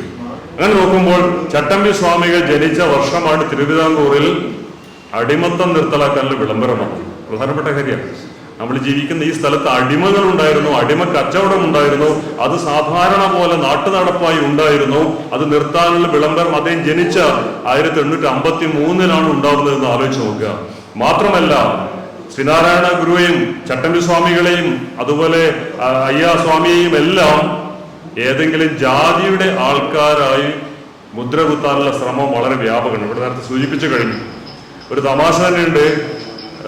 ഒരാൾ മറ്റൊരാൾ ചോദിക്കുകയാണ്, ഏതാ ജാതി? അപ്പൊ അയാൾ പറഞ്ഞു, ജാതി ചോദിക്കരുത്, പറയരുത്. അപ്പൊ മറ്റുള്ള പറയാണ്, ഇപ്പൊ ജാതി മനസ്സിലായി. ജാതി ചോദിക്കരുത്, പറയരുതെന്ന് പറഞ്ഞാൽ ഇദ്ദേഹം ശ്രീനാരായണ ഗുരുവിന്റെ ജാതിക്കാരനാണ് എന്ന് വിചാരിക്കുന്ന സ്ഥലത്തേക്ക് നമ്മൾ എത്തുകയാണ്. സത്യത്തിൽ ഇവരെല്ലാം ചെയ്തത്, അവരൊക്കെ ഏതോ ജാതിയിൽ ജനിച്ചു, അത് അവരുടെ കുറ്റമോ അവരുടെ ഗുണമോ അല്ല. ജന്മം നമ്മൾ ആരും തിരഞ്ഞെടുക്കുന്നതല്ല. നമ്മുടേതല്ലാത്ത കാരണത്താൽ നമ്മളൊരു ജാതിയിലോ മതത്തിലോ ജനിച്ചതിന്റെ പേരിൽ നമ്മൾ വലിയതോ ചെറിയതോ ആവുന്നത് ജനാധിപത്യ വിരുദ്ധമാണ്. Birth is not birth. ഈ ഒറ്റ സംഗതിയാണ് ജനാധിപത്യത്തിന്റെ പ്രധാനപ്പെട്ട കാല് എന്ന് പറയുന്നത്. നിങ്ങളുടെ മഹത്വം നിങ്ങളുടെ ജന്മമല്ല, നിങ്ങൾ ആണോ പെണ്ണോ എന്നുള്ളതല്ല, നിങ്ങൾ കറുത്തിട്ടോ വെളുത്തിട്ടോ എന്നുള്ളതല്ല, നിങ്ങൾ ഏത് ജാതി എന്നുള്ളതല്ല, നിങ്ങൾ നടത്തുന്ന പ്രവർത്തനങ്ങളാണ് നിങ്ങളുടെ മഹത്വം എന്ന സംഗതി. ഈ ഒരു സംഗതി ഉറപ്പിച്ചെടുക്കാനാണ് ചട്ടമ്പി സ്വാമികളും ശ്രീനാരായണ ഗുരുവും വൈകുണ്ഠ സ്വാമികളും എല്ലാം പ്രവർത്തിച്ചത് എന്ന് നമുക്ക് കാണാൻ പറ്റും. മാത്രമല്ല, ഇവർ അവരുടെ ജാതിയെ മറികടന്നുകൊണ്ട് എങ്ങനെയാണ് എല്ലാ ജാതിയിലെയും മനുഷ്യരെയും ചേർത്ത് പിടിച്ചത്. അവിടെയാണ് അവർ ഇതിനെയൊക്കെ മറികടക്കുന്നത്. അവരുടെ ജാതിക്കപ്പുറമുള്ള കാര്യങ്ങൾ അവരങ്ങനെയാണ് കൊണ്ടുവരുന്നത്. ഉദാഹരണത്തിന് ചെറുപ്പത്തിൽ തന്നെ ചട്ടമ്പി സ്വാമികൾ കണ്ണമൂലയിലാണ് അദ്ദേഹം ജനിച്ചത് എന്നാണ് ഏതാണ്ട് എല്ലാവരും പറയുന്നത്. കണ്ണമൂലക്കടുത്തുള്ള ഈ പറയുന്ന കൊല്ലൂർ എന്ന് പറയുന്ന സ്ഥലത്ത്. അപ്പൊ അദ്ദേഹം ചെറുപ്പത്തിൽ തന്നെ ചെയ്യുന്നത്, ഈഴവ സമുദായക്കാരായ ധാരാളം സുഹൃത്തുക്കൾ അദ്ദേഹത്തിനുണ്ടായിരുന്നു. അവരുടെ വീട്ടിൽ പോകുന്നു, അവരുടെ കൂടെ ഭക്ഷണം കഴിക്കുന്നു, അവിടെ താമസിക്കുന്നു. ഡോക്ടർ പൽപ്പുവിന്റെ സഹോദരൻ പരമേശ്വരൻ അദ്ദേഹത്തിന്റെ ഏറ്റവും അടുത്ത കൂട്ടുകാരനായിരുന്നു. എന്നിട്ട് ഇങ്ങനെ ഈഴവരുടെ കൂടെ തെണ്ടിത്തിന്നുന്നു എന്നൊക്കെ ആക്ഷേപം ചെറുപ്പത്തിൽ ഏറ്റുവാങ്ങിയ ആളാണ്. അപ്പോ ചട്ടമ്പി സ്വാമികൾക്ക് അറിയാമായിരുന്നു, കുഞ്ഞമ്പിള്ള അല്ലെങ്കിൽ അയ്യപ്പൻ എന്നൊക്കെ വിളിച്ചിരുന്ന യഥാർത്ഥ പേർ അതൊക്കെയാണല്ലോ. അദ്ദേഹത്തിന് അറിയാമായിരുന്നു ഇവരൊക്കെ മനുഷ്യരാണ്, ഞാനെന്തോ താണവൻ ഇവരെന്തോ ഉയർന്നവൻ എന്നത് അസംബന്ധമാണ് എന്ന് അദ്ദേഹത്തിന് അറിയാമായിരുന്നു. പിന്നെ ഈ ജീവിതത്തിലുടനീളം അദ്ദേഹം ഈ ഒരു സംഗതി പ്രയോഗിക്കുന്നുണ്ട്. ഇപ്പൊ ശ്രീനാരായണ ഗുരുവെ കണ്ടു, 41 വർഷം അവർ തമ്മിലുള്ള സൗഹൃദം ഉണ്ടായിരുന്നു. സൗഹൃദമാണ്, ഗുരുശിഷ്യ ബന്ധമാണ്, ഒക്കെയാണ്. ശ്രീനാരായണ ഗുരുവിന്റെ കൂടെ എത്രയോ സ്ഥലത്ത് സന്ദർശിക്കുന്നു. അവര് തമിഴ്നാട്ടിൽ പോകുന്നു, മരുത്വാമലയിൽ പോയി ഒന്നിച്ച് അവിടെ തപസ് ചെയ്യുന്നു, അരുവിപ്പുറത്ത് ഒന്നിച്ച് പോകുന്നു. ഇങ്ങനെ എത്രയോ വർഷം ഒന്നിച്ച് യാത്ര ചെയ്യുകയും ചർച്ച നടത്തുകയും ഒക്കെ ചെയ്ത് പ്രവർത്തിച്ച ആളുകൾ കൂടിയാണ്. ഒരിക്കല് ശാസ്താംകോട്ട പോയ സമയത്ത് ചട്ടമ്പി സ്വാമികൾ ശിഷ്യന്മാർ കൂടെ ഉണ്ട്. നടന്നു പോകുമ്പോൾ ഒരു പുലയ യുവാവ് നടന്നു വരികയാണ്. അപ്പോൾ വഴിമാറാൻ വേണ്ടി കൂടെയുള്ള ശിഷ്യന്മാര് വിളിച്ചു പറയുകയാണ്, പോയി എന്ന്. അപ്പൊ ഇതിനെ ചോദിക്കുക, എന്താ കാര്യം? അദ്ദേഹം ഒരു പുലയ യുവാവാണ്, തീണ്ടാൻ പാടില്ല. അപ്പൊ ചട്ടമ്പി സ്വാമികൾ അവിടെ നിർത്തിയിട്ട് പറയും, ഈ അന്ധവിശ്വാസമൊക്കെ അറബിക്കടലിൽ എറിയേണ്ട കാലം കഴിഞ്ഞിരിക്കുന്നു. എന്നിട്ട് ആ യുവാവിനെ വിളിച്ച് ചേർത്ത് നിർത്തിയിട്ട് പറയുന്നു, വരൂ എന്ന് പറഞ്ഞ് അവനെ ചേർത്ത് നിർത്തിയിട്ട് സമീപത്തൂടെ നടന്നു പോകാൻ അനുവദിക്കുകയാണ്. ശ്രീനാരായണ ഗുരു ഇതുപോലെ എത്രയോ സന്ദർഭങ്ങളിൽ ചെയ്തിട്ടുണ്ട്. പ്രത്യേകിച്ചും ഇതുപോലുള്ള അധസ്ഥിത വിഭാഗത്തിൽ എന്ന് മുദ്ര കുത്തപ്പെട്ട ആളുകളെ ചേർത്ത് നിർത്തുക. ഇപ്പൊ ഏറ്റവും നല്ല ഉദാഹരണം ശ്രീനാരായണ ഗുരുവിന്റെ കാര്യത്തിൽ ആമചാടി തേവന്റേതാണ്. ആമചാടി തേവൻ എന്ന് പറഞ്ഞാൽ നമ്മുടെ ചരിത്രത്തിൽ ഏറ്റവും ഗംഭീരമായി ഉയർന്നു വരേണ്ട ഒരു മനുഷ്യന്റെ പേരായിരുന്നു. അദ്ദേഹം എറണാകുളം, കോട്ടയം ജില്ലകളുടെ അതിർത്തിയിൽപ്പെടുന്ന ആമചാടി ദ്വീപിലാണ് താമസിച്ചിരുന്നത്. അതുകൊണ്ടാണ് ആമചാടി തേവൻ എന്ന പേര് വന്നത്. ഇത് ഈ പറയുന്ന പുലയ സമുദായത്തിൽ പെട്ട ഒരു ചെറുപ്പക്കാരനായിരുന്നു. നന്നായി വായിച്ചിരുന്ന ഒരു മനുഷ്യനാണ്. ഒരിക്കൽ അദ്ദേഹത്തിന്റെ പേരിൽ ഒരു കള്ളക്കേസ് കൊടുത്തു ഈ ജാതി പ്രമാണിമാര്. എന്നിട്ട് ഈ ദ്വീപിലേക്ക്, ആ ദ്വീപില് വേറെ ആരും താമസമില്ല, ഇദ്ദേഹം മാത്രമേ താമസമുള്ളൂ. ഒരു SI വരുന്നുണ്ട്, പോലീസ് വന്നിട്ട് ഇയാൾ അറസ്റ്റ് ചെയ്യാനാണ് വന്നിരിക്കുന്നത്. അപ്പോൾ കണ്ട കാഴ്ച, ആമചാടി തേവൻ മഴയത്ത് നനഞ്ഞ തന്റെ വീട്ടിലെ പുസ്തകങ്ങളൊക്കെ ഉണക്കാൻ വെച്ചിരിക്കുകയാണ്. SI വെറുതെ പുസ്തകം എടുത്ത് നോക്കിയപ്പോൾ അത്ഭുതപ്പെട്ടു പോയി. കാരണം SI പേര് പോലും കേട്ടിട്ടില്ലാത്ത എത്രയോ പുസ്തകങ്ങൾ ഈ മനുഷ്യൻ സ്വന്തമാക്കിയിരിക്കുന്നു, ഇദ്ദേഹം വായിച്ചു പഠിച്ചിരിക്കുന്നു.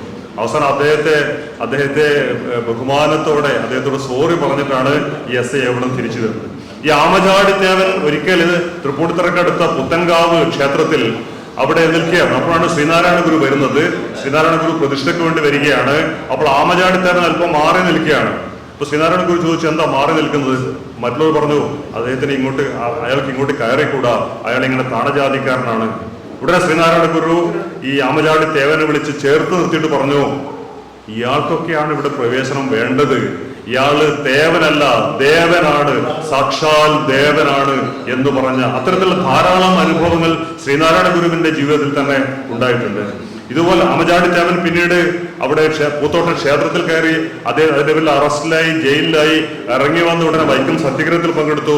അദ്ദേഹത്തിന്റെ കണ്ണിൽ ഈ ചുണ്ണാമ്പും അതുപോലുള്ള ഈ വിഷവസ്തുക്കളെല്ലാം തേച്ച് അദ്ദേഹത്തിന്റെ കണ്ണിന്റെ കാഴ്ച പോയി.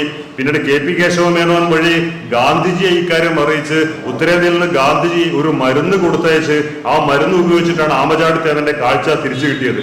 ഞാൻ പറഞ്ഞു തരുന്നത്, ഇവരൊന്നും അവരുടെ ജാതിയിൽ ഒതുങ്ങിയ ആളുകളെ ആയിരുന്നില്ല, അവരുടെ മതത്തിൽ ഒതുങ്ങിയ ആളുകളെ ആയിരുന്നില്ല. അവരുടെ കൃതികൾ മാത്രമല്ല, അവരുടെ പ്രവൃത്തികളും എല്ലാവരും മനുഷ്യരാണ്, എല്ലാവരും സമന്മാരാണ് എന്ന കാര്യം പ്രയോഗത്തിൽ വരുന്നത് കൂടിയായിരുന്നു. അപ്പൊ ഇത്തരം കാര്യങ്ങളിൽ ഊന്നി പറയേണ്ട സന്ദർഭമാണ് ഇത് എന്നുള്ളതാണ്. പിന്നെ ചട്ടമ്പി സ്വാമികൾ അദ്ദേഹം നടത്തിയ പ്രവർത്തനങ്ങൾ നേരത്തെ പറഞ്ഞു. അദ്ദേഹം കാഷായം ധരിച്ചിട്ടില്ല, അദ്ദേഹം കമണ്ടലു എഴുതിയിട്ടില്ല, അദ്ദേഹം മറ്റൊന്നും സാധാരണ സന്യാസിമാരുടേത് പോലെ ഒന്നും ജീവിച്ചിട്ടില്ല. പക്ഷെ അദ്ദേഹം അറിവുണ്ടാക്കി. അദ്ദേഹത്തിന് അന്ന് നായർ എന്ന് പറയുന്നത് ശൂദ്ര വിഭാഗത്തിൽപ്പെട്ടതായിരുന്നു. ചാതുർവർണ്ണനുസരിച്ച് നായർ ശൂദ്ര വിഭാഗത്തിൽപ്പെട്ടതാണ്. വേദാധികാര നിരൂപണത്തിൽ അദ്ദേഹം ശൂദ്രൻ എന്ന വാക്കിനെ കുറിച്ച് വളരെ വിശദമായി അന്വേഷിക്കുന്നുണ്ട്. ഇത് പുറത്തുനിന്ന് കൊണ്ടുവന്നൊരു വാക്കാണ്. ഇങ്ങനെ ബ്രാഹ്മണ മേധാവിത്വം ഈ നായർ സമുദായക്കാരെ അവരുടെ അടിമകളാക്കി മാറ്റാൻ കൊണ്ടുവന്ന ഒരു പദമാണ് എന്നൊക്കെ വേദാധികാര നിരൂപണത്തിൽ പുരാണങ്ങളും ഉപനിഷത്തുകളൊക്കെ കൃത്യമായി ഉദ്ധരിച്ചുകൊണ്ട് ചട്ടമ്പി സ്വാമികൾ പറയുന്നുണ്ട്. ചെറുപ്പത്തിൽ അദ്ദേഹത്തിന് ഇങ്ങനെ നേരിട്ട് പോയി പഠിക്കാൻ പറ്റിയിരുന്നില്ല, മറഞ്ഞിരുന്നാണ് പഠിച്ചത്. പേട്ടയിൽ രാമനാശാന്റെ അടുത്ത് പിന്നീട് അദ്ദേഹം പഠിക്കാൻ പോകുന്നു. പിന്നീട് സുബ്ബാ ജടാപാടികളുടെ അടുത്ത് പോയി തമിഴും മറ്റു കാര്യങ്ങളൊക്കെ പഠിക്കുന്നു. അദ്ദേഹം നല്ല സംഗീത വിദ്വാനായിരുന്നു, നല്ല കായിക വിനോദം അറിയുന്ന ആളായിരുന്നു, നന്നായി ഭാഷ അറിയുന്ന ആളായിരുന്നു, നന്നായി എഴുതുന്ന ആളായിരുന്നു. ചെറുപ്പത്തിലെ ഒരുപാട് അധ്വാനിക്കേണ്ടി വന്ന ആളാണ്. അതുകൊണ്ടാണല്ലോ സെക്രട്ടേറിയറ്റിന്റെ ജോലിക്ക് വേണ്ടി ഈ ചെങ്കച്ചൂളിൽ നിന്ന് മണ്ണ് കടത്താൻ അദ്ദേഹത്തിന് പോകേണ്ടി വന്നത്. ദാരിദ്ര്യമായിരുന്നു. പിന്നീട് അദ്ദേഹം പറയുന്നുണ്ട്, ഈ സെക്രട്ടേറിയറ്റിന് വേണ്ടിയിട്ട് കല്ല് ചുമന്ന ഒരാൾ ഞാനാണ്. പിന്നീട് അദ്ദേഹം ആധാരം എഴുതാൻ പോകുന്നു. ഇതേ സെക്രട്ടേറിയറ്റിൽ ക്ലർക്കായിട്ട് പോകുന്നു. അവിടെയുള്ള മേലുദ്യോഗസ്ഥനുമായി ഒരു അവധിയുടെ പേരിൽ തർക്കമുണ്ടായി അവിടെ നിന്ന് ഇറങ്ങി വരുന്നു. ഇങ്ങനെ അദ്ദേഹം ഓരോ കാലത്തും സാധാരണ മനുഷ്യനെ പോലെ അധ്വാനിച്ച് ഇതെല്ലാം ചെയ്ത് അതോടൊപ്പം അറിവ് നേടി, തിരിച്ചറിവ് നേടി, ഒരുപാട് ശിഷ്യ സമ്പത്തുണ്ടാക്കി, ഒരുപാട് പുസ്തകങ്ങളൊക്കെ എഴുതിയ ആളാണ്. അദ്ദേഹം ഒരു പ്രസംഗം മാത്രമേ നടത്തിയതായി രേഖയിൽ പറയുന്നുള്ളൂ. അത് എറണാകുളത്താണ്. ഇത് സ്ത്രീകളുടെ ഒരു സമ്മേളനത്തിൽ അദ്ദേഹത്തെ പ്രസംഗിക്കാൻ വിളിച്ചു. അദ്ദേഹം പറഞ്ഞു, എനിക്ക് പ്രസംഗിക്കാനൊന്നും അറിയില്ല. എന്നാലും സ്വാമികൾ വന്ന് കുറച്ചു കാര്യം സംസാരിക്കണം എന്ന് പറഞ്ഞു. അദ്ദേഹം അവിടെ പോയി പ്രസംഗിച്ചത് സ്ത്രീ പുരുഷ സമത്വത്തെക്കുറിച്ചാണ്. ഏത് കാലത്താണെന്ന് ആലോചിച്ച് നോക്കണം. അത്രയും പഴയ കാലത്ത് സ്ത്രീയും പുരുഷനും തുല്യരാണ്, പുരുഷന്റെ അടിമയല്ല സ്ത്രീ എന്ന് നമ്മുടെ ഈ പറയുന്ന പുരാണങ്ങളും ഉപനിഷത്തുകളൊക്കെ ഉദ്ധരിച്ചുകൊണ്ട് മൈത്രേയിയുടെയും ഗാർഗിയുടെയും ഒക്കെ കഥ പറഞ്ഞുകൊണ്ട് അദ്ദേഹം അവിടെ അത് സമർത്ഥിക്കുകയാണ്. ഇതുപോലെ പിൽക്കാലത്ത് അദ്ദേഹത്തിന്റെ യാത്രകൾ, ധാരാളം യാത്ര ചെയ്ത ആളാണ്. യാത്രക്കിടയിൽ ഒരുപാട് സംഭവങ്ങൾ ഉണ്ടാവുന്നുണ്ട്. ഇദ്ദേഹത്തെ കുറിച്ച് ഒരുപാട് കഥകൾ അന്ന് തന്നെ ഉണ്ടായിരുന്നു. ചെമ്പ് സ്വർണ്ണമാക്കാൻ പറ്റും, അതിനുള്ള വിദ്യ ഇദ്ദേഹത്തിന് അറിയാം എന്നൊക്കെ പ്രചരിച്ചിരുന്നു. ഉടനെ ഒരാൾ ശിഷ്യനായിട്ട് വന്ന് കൂടുകയാണ് കൂടെ. കാരണം എങ്ങനെയെങ്കിലും ചെമ്പ് സ്വർണ്ണമാക്കാൻ പഠിക്കണം. അപ്പൊ ഇത് ചട്ടമ്പി സ്വാമികൾക്ക് മനസ്സിലായി. ചട്ടമ്പി സ്വാമികളാണെങ്കിൽ പണം കൈകൊണ്ട് തൊടാത്ത ആളാണ്. അദ്ദേഹത്തിന്റെ കയ്യിലുണ്ടായിരുന്ന ഈ സ്വത്തൊക്കെ ആർക്കൊക്കെ എഴുതി കൊടുത്ത ആളാണ്. അങ്ങനെ ഒന്നിലും താല്പര്യമില്ല, സമ്പത്തിൽ താല്പര്യമില്ല, ഒന്നിലും താല്പര്യമില്ലാത്ത, അറിവിൽ മാത്രം താല്പര്യമുള്ള, അല്ലെങ്കിൽ സമൂഹത്തിന്റെ പുരോഗതിയിൽ മാത്രം താല്പര്യം ഉണ്ടായിരുന്ന ആളാണ്. ഈ ശിഷ്യന് ഇയാളും കൂടി ഒരിക്കൽ ഒരു വള്ളത്തിൽ സഞ്ചരിക്കുകയാണ്. പെട്ടെന്ന് വള്ളം മറിഞ്ഞു. ഈ ശിഷ്യന് നീന്താൻ അറിയില്ല. ഈ ശിഷ്യൻ ഇങ്ങനെ കൈകാലിട്ട് അടിക്കുമ്പോൾ ചട്ടമ്പി സ്വാമികൾ ചോദിച്ചു, ശിഷ്യ, ഞാൻ ആ ചെമ്പ് സ്വർണ്ണമാക്കുന്ന വിദ്യ ഒന്ന് പറഞ്ഞു തന്നോട്ടെ. അപ്പൊ ശിഷ്യൻ, അയ്യോ വേണ്ട സ്വാമി, എങ്ങനെയും ഒന്ന് രക്ഷിച്ചാൽ മതി എന്ന് പറഞ്ഞു. അപ്പൊ ഇതുപോലെ ഇങ്ങനെ ആർത്തി പിടിച്ച മനുഷ്യരെയൊക്കെ പാഠം പഠിപ്പിക്കാൻ ചട്ടമ്പി സ്വാമികൾക്ക് സാധിച്ചു എന്നുള്ളതാണ്. അദ്ദേഹത്തിന്റെ ജീവിതത്തിൽ പറയുന്ന മറ്റൊരു സംഭവം, ഏറ്റവും കൈക്കൂലിക്കാരനായ ഒരു ഉദ്യോഗസ്ഥൻ, ഇദ്ദേഹം ചട്ടമ്പി സ്വാമികൾ വലിയ ഗുരുവാണല്ലോ, വലിയ മനുഷ്യനാണല്ലോ, ആളുകൾ ആരാധിക്കുന്ന ആളാണല്ലോ. അപ്പൊ ഇദ്ദേഹത്തെ വീട്ടിൽ വിരുന്നിന് വിളിക്കുകയാണ്. ഇദ്ദേഹം പറഞ്ഞു, വരാം, എൻ്റെ കൂടെ ഒരു 50 പേര് കൂടി ഉണ്ടാവും, ഒരു 51 പേർക്കുള്ള സദ്യ ഒരുക്കണം എന്ന് പറയുന്നു. ഇദ്ദേഹം പോകുമ്പോൾ ഇദ്ദേഹത്തെ മാത്രമേ കാണുന്നുള്ളൂ. അപ്പൊ ഉദ്യോഗസ്ഥ ചോദിച്ചു, അല്ല സ്വാമി, എവിടെയാണ് ബാക്കി 50 പേർ? അവരിപ്പോ വരുമെന്നു. സദ്യയൊക്കെ വിളമ്പി, 51 പേർക്കുള്ള സദ്യ വിളമ്പി. അപ്പോഴാണ് കുറെ പട്ടികൾ വരുന്നത്. പട്ടികൾ വന്ന് ഇദ്ദേഹത്തിന്റെ ചുറ്റും ഇരുന്ന് ഇലയിൽ നിന്ന് ഭക്ഷണം കഴിച്ചു. അപ്പൊ ഈ ഉദ്യോഗസ്ഥനാകെ ഞെട്ടിപ്പോയി. അപ്പോൾ ഇദ്ദേഹം പറയുന്നുണ്ട്, ഈ പട്ടികളൊക്കെ കഴിഞ്ഞ ജന്മത്തിൽ കൈക്കൂലി വാങ്ങുന്ന ഉദ്യോഗസ്ഥന്മാരായിരുന്നു. ഇത് വെച്ചിട്ട് പിന്നീട് ഒരു കഥ മലയാളത്തിൽ വളരെ ശ്രദ്ധേയമായ ഒരു ചെറുകഥ നിങ്ങൾ ആ കഥ ഒരുപക്ഷെ വായിച്ചിട്ടുണ്ടോ? അപ്പോൾ എങ്ങനെയൊക്കെയാണ് ഈ പറയുന്ന സാമൂഹിക തിന്മകളെ തൻ്റെ വാക്കുകൾ കൊണ്ടും തൻ്റെ പ്രവൃത്തികൾ കൊണ്ടും അതിശക്തമായി വിമർശിക്കാൻ സാധിക്കുക എന്ന് തെളിയിച്ച ആളുകൂടിയാണ് ചട്ടമ്പി സ്വാമികൾ. നേരത്തെ പറഞ്ഞല്ലോ അദ്ദേഹത്തിന്റെ പേര് വന്നതിനെ കുറിച്ച്. ചട്ടം അൻപുന്നവൻ ചട്ടമ്പി, ചട്ടം പാലിക്കുന്നവൻ ചട്ടമ്പി, അങ്ങനെയാണ് ആ പേര് വരുന്നത്. പക്ഷെ സത്യത്തിൽ അദ്ദേഹം അത്രയും കായിക ബലമുള്ള ആളായിരുന്നു. യോഗാഭ്യാസം അറിയാം, എല്ലാ അഭ്യാസങ്ങളും അറിയാം. ഒരിക്കൽ അദ്ദേഹം ആലുവ ഭാഗത്തേക്ക് പോകുമ്പോൾ കുറച്ച് ചട്ടമ്പികൾ അദ്ദേഹത്തെ, ശരിക്കുള്ള ചട്ടമ്പികൾ അദ്ദേഹത്തെ ഉപദ്രവിക്കാൻ വരുന്നുണ്ട്. അപ്പൊ അദ്ദേഹം ഒരു വടിയെടുത്ത് ഒന്ന് വീശിയപ്പോൾ ഇവരൊക്കെ ബോധം കെട്ട് വീണു എന്നാണ് അദ്ദേഹത്തിന്റെ ജീവരത്വത്തിൽ പറഞ്ഞത്. അപ്പൊ അത്രയും എല്ലാ വിദ്യകളും അറിയാം. അതുകൊണ്ടാണ് വിദ്യാധി രാജൻ എന്ന് വിളിക്കുന്നത്. കായിക വിദ്യ അറിയാം, സംഗീതം അറിയാം, പാചകം അറിയാം. അദ്ദേഹം കല്യാണം കഴിച്ചിട്ടില്ല, പക്ഷേ അദ്ദേഹം ഈ പറയുന്ന എല്ലാവരെയും അമ്മമാരായി കണക്കാക്കുന്ന ആളാണ്. ഏറ്റവും നന്നായി കുട്ടികളെ പരിപാലിക്കാൻ അറിയുന്ന ആളാണ്. അദ്ദേഹം താമസിക്കുന്ന ഒരു ശിഷ്യന്മാരുടെയൊക്കെ വീട്ടിലാണ്. അപ്പോൾ അവിടെയുള്ള കുട്ടികളെ, അവരുടെ ആ കുട്ടിയുടെ അമ്മക്ക് കരച്ചു നിർത്താൻ പറ്റാത്ത കുട്ടികളെ പോലും ചട്ടമ്പി സ്വാമികളൊന്ന് എടുക്കുമ്പോഴേക്കും ആ കുട്ടിയുടെ കരച്ചിൽ നിർത്തുന്നു. എങ്ങനെയാണ് കുട്ടികളെ കൈകാര്യം ചെയ്യേണ്ടതെന്ന് അവരുടെ മനഃശാസ്ത്രം അറിഞ്ഞ് പെരുമാറിയിരുന്ന മനുഷ്യൻ. അപ്പൊ ഇങ്ങനെ ഗൃഹസ്ഥനല്ലെങ്കിലും ഏറ്റവും നല്ല ഗൃഹസ്ഥൻ, അങ്ങനെയൊക്കെയാണ്. സന്യാസി അല്ലെങ്കിൽ ഏറ്റവും നല്ല സന്യാസി, ആ നിലക്ക് ഉള്ള ഒരുപാട് കഴിവുകളുള്ള വലിയൊരു മഹാനായിരുന്നു ചട്ടമ്പി സ്വാമികൾ എന്ന് നമുക്കറിയാം. ശ്രീനാരായണ ഗുരുവുമായുള്ള ബന്ധത്തെക്കുറിച്ച് കൂടുതൽ പറയുന്നില്ല, അത്രമാത്രം ആത്മബന്ധമായിരുന്നു. അതുപോലെ ഇവരുടെയൊക്കെ ഗുരുവായിരുന്ന തൈക്കാട്ട് അയ്യാവ് ആണെങ്കിൽ നമ്മുടെ അയ്യങ്കാളിയെ വിളിച്ചുകൊണ്ടുവന്ന് തൈപ്പൂയ സദ്യക്ക് കൂടെ ഇരുത്തി ഭക്ഷണം കൊടുത്ത ആളാണ്, പന്തിഭോജനം നടത്തിയ ആളാണ്. അപ്പൊ ഇവരുടെ ആ സമഭാവന നമുക്കറിയാം. അദ്ദേഹം 71-ാമത്തെ വയസ്സിൽ പന്മനിൽ വെച്ച് സമാധിയാവുന്നു. അതിനകത്ത് അദ്ദേഹം ഒരുപാട് കാര്യങ്ങൾ ചെയ്തിട്ടുണ്ട്, വിശദീകരിക്കുന്നില്ല. അദ്ദേഹത്തിന്റെ പ്രധാനപ്പെട്ട ചില പുസ്തകങ്ങൾ, അതൊന്നും സൂചിപ്പിക്കാതെ പോകാൻ പറ്റില്ല. പ്രത്യേകിച്ച് മലയാള രാജ്യം, പരശുരാമൻ മഴുവെറിഞ്ഞ് നേടിയതാണ് കേരളമെന്ന് നൂറ്റാണ്ടുകളായി അന്നത്തെ ബ്രാഹ്മണ മേധാവികൾ ആളുകളുടെ ഉള്ളിൽ അഞ്ഞു പതിപ്പിച്ച ഒരു കഥയുണ്ട്. ഈ കഥ പൊളിക്കുന്ന ആദ്യത്തെ പുസ്തകം ചട്ടമ്പി സ്വാമികളുടെ മലയാള രാജ്യമാണ്. പരശുരാമൻ മഴുവെറിഞ്ഞിട്ടല്ല കേരളം ഉണ്ടായത് എന്ന് സ്ഥാപിക്കാൻ എത്ര യുക്തിയുക്തമായിട്ടാണ് അദ്ദേഹം അതിൽ കാര്യങ്ങൾ അവതരിപ്പിക്കാൻ നോക്കുക. ബ്രാഹ്മണരുടെ അടിമകളെല്ലാം മറ്റു മനുഷ്യർ, എല്ലാവരും തുല്യരാണ്, ഈ ജാതി മഹത്വം എന്ന് പറയുന്ന ഒന്നില്ല എന്ന് അദ്ദേഹം വളരെ കൃത്യമായി അതിൽ സ്ഥാപിക്കുകയാണ്. അതുപോലെ വേദാധികാര നിരൂപണത്തിന്റെ പ്രത്യേകത, ഈ വേദങ്ങള് മനുഷ്യരുണ്ടാക്കിയതല്ല, അത് അപൗരുഷേയങ്ങളാണ്, അത് ദൈവങ്ങൾ ഉണ്ടാക്കിയതാണ് എന്നാണ് പറഞ്ഞു വന്നിരുന്നത്. പക്ഷെ ചട്ടമ്പി സ്വാമികൾ പറയുന്നു, ഓരോ ശ്ലോകത്തിലും ചില മഹർഷിമാരുടെ പേര് പറയുന്നുണ്ട്. അവരാണ് ആ ശ്ലോകം എഴുതിയിരിക്കുന്നത്. ഇത് മനുഷ്യരെഴുതിയതാണ്, അല്ലാതെ ദൈവങ്ങൾക്ക് ഇതൊന്നും എഴുതാൻ പറ്റില്ല എന്ന് വളരെ കൃത്യമായി അദ്ദേഹത്തിന് അതിൽ സ്ഥാപിക്കാൻ സാധിക്കുന്നു. അതുപോലെ അദ്ദേഹം ഭാഷയെക്കുറിച്ചുള്ള അദ്ദേഹത്തിന്റെ ആദ്യ ഭാഷ എന്ന് പറയുന്ന പുസ്തകം മലയാളം സംസ്കൃതത്തിൽ നിന്നുണ്ടായതാണെന്ന് വാദിച്ചുറപ്പിക്കാൻ ശ്രമിച്ചിരുന്ന ഒരു കാലത്ത് അല്ല, അത് തമിഴിൽ നിന്ന് എന്ന് പറഞ്ഞാൽ ഇന്നത്തെ തമിഴല്ല, അതിനു മുമ്പുണ്ടായിരുന്ന കൊടുന്തമിഴിൽ നിന്നുണ്ടായതാണ്. ഇതൊരു ദ്രാവിഡ ഭാഷയാണ്, ഇതൊരു ദ്രാവിഡ സംസ്കാരമാണ് എന്നൊക്കെ കൃത്യമായി ഉറപ്പിക്കാൻ സാധിച്ചിരുന്ന അദ്ദേഹത്തിന്റെ ആദ്യ ഭാഷ എന്ന പുസ്തകം. അപ്പൊ ഇത്തരത്തിലുള്ള ഗ്രന്ഥങ്ങളിലൂടെ അക്കാലത്ത് മറ്റാരും ചെയ്യാത്ത രീതിയിലുള്ള അതിശക്തമായ പുതിയ പുതിയ കാര്യങ്ങൾ അവതരിപ്പിക്കാൻ ചട്ടമ്പി സ്വാമികൾക്ക് സാധിച്ചിട്ടുണ്ട്. തീർച്ചയായും അദ്ദേഹത്തെ ഓർക്കുമ്പോൾ അദ്ദേഹം ചെയ്ത കാര്യങ്ങളും അദ്ദേഹത്തിന്റെ പുസ്തകങ്ങളിൽ അദ്ദേഹം പറഞ്ഞ കാര്യങ്ങളും പുതിയ തലമുറയ്ക്ക് പറഞ്ഞു കൊടുക്കുക എന്നുള്ളതാണ് പ്രധാനപ്പെട്ട കാര്യം എന്ന് മാത്രം സൂചിപ്പിച്ചുകൊണ്ട് എന്റെ സമയം കഴിഞ്ഞതുകൊണ്ട് ഞാൻ അവസാനിപ്പിക്കുന്നു. നന്ദി, നമസ്കാരം. അടുത്തതായി ആശംസ അറിയിക്കാൻ ശാന്തിയുള്ള വിനോദിനെ ആദരപൂർവ്വം ക്ഷണിക്കുന്നു. അധ്യക്ഷൻ, മുൻ മന്ത്രിയും സ്പീക്കറും അജയ് കുമാർ സാർ,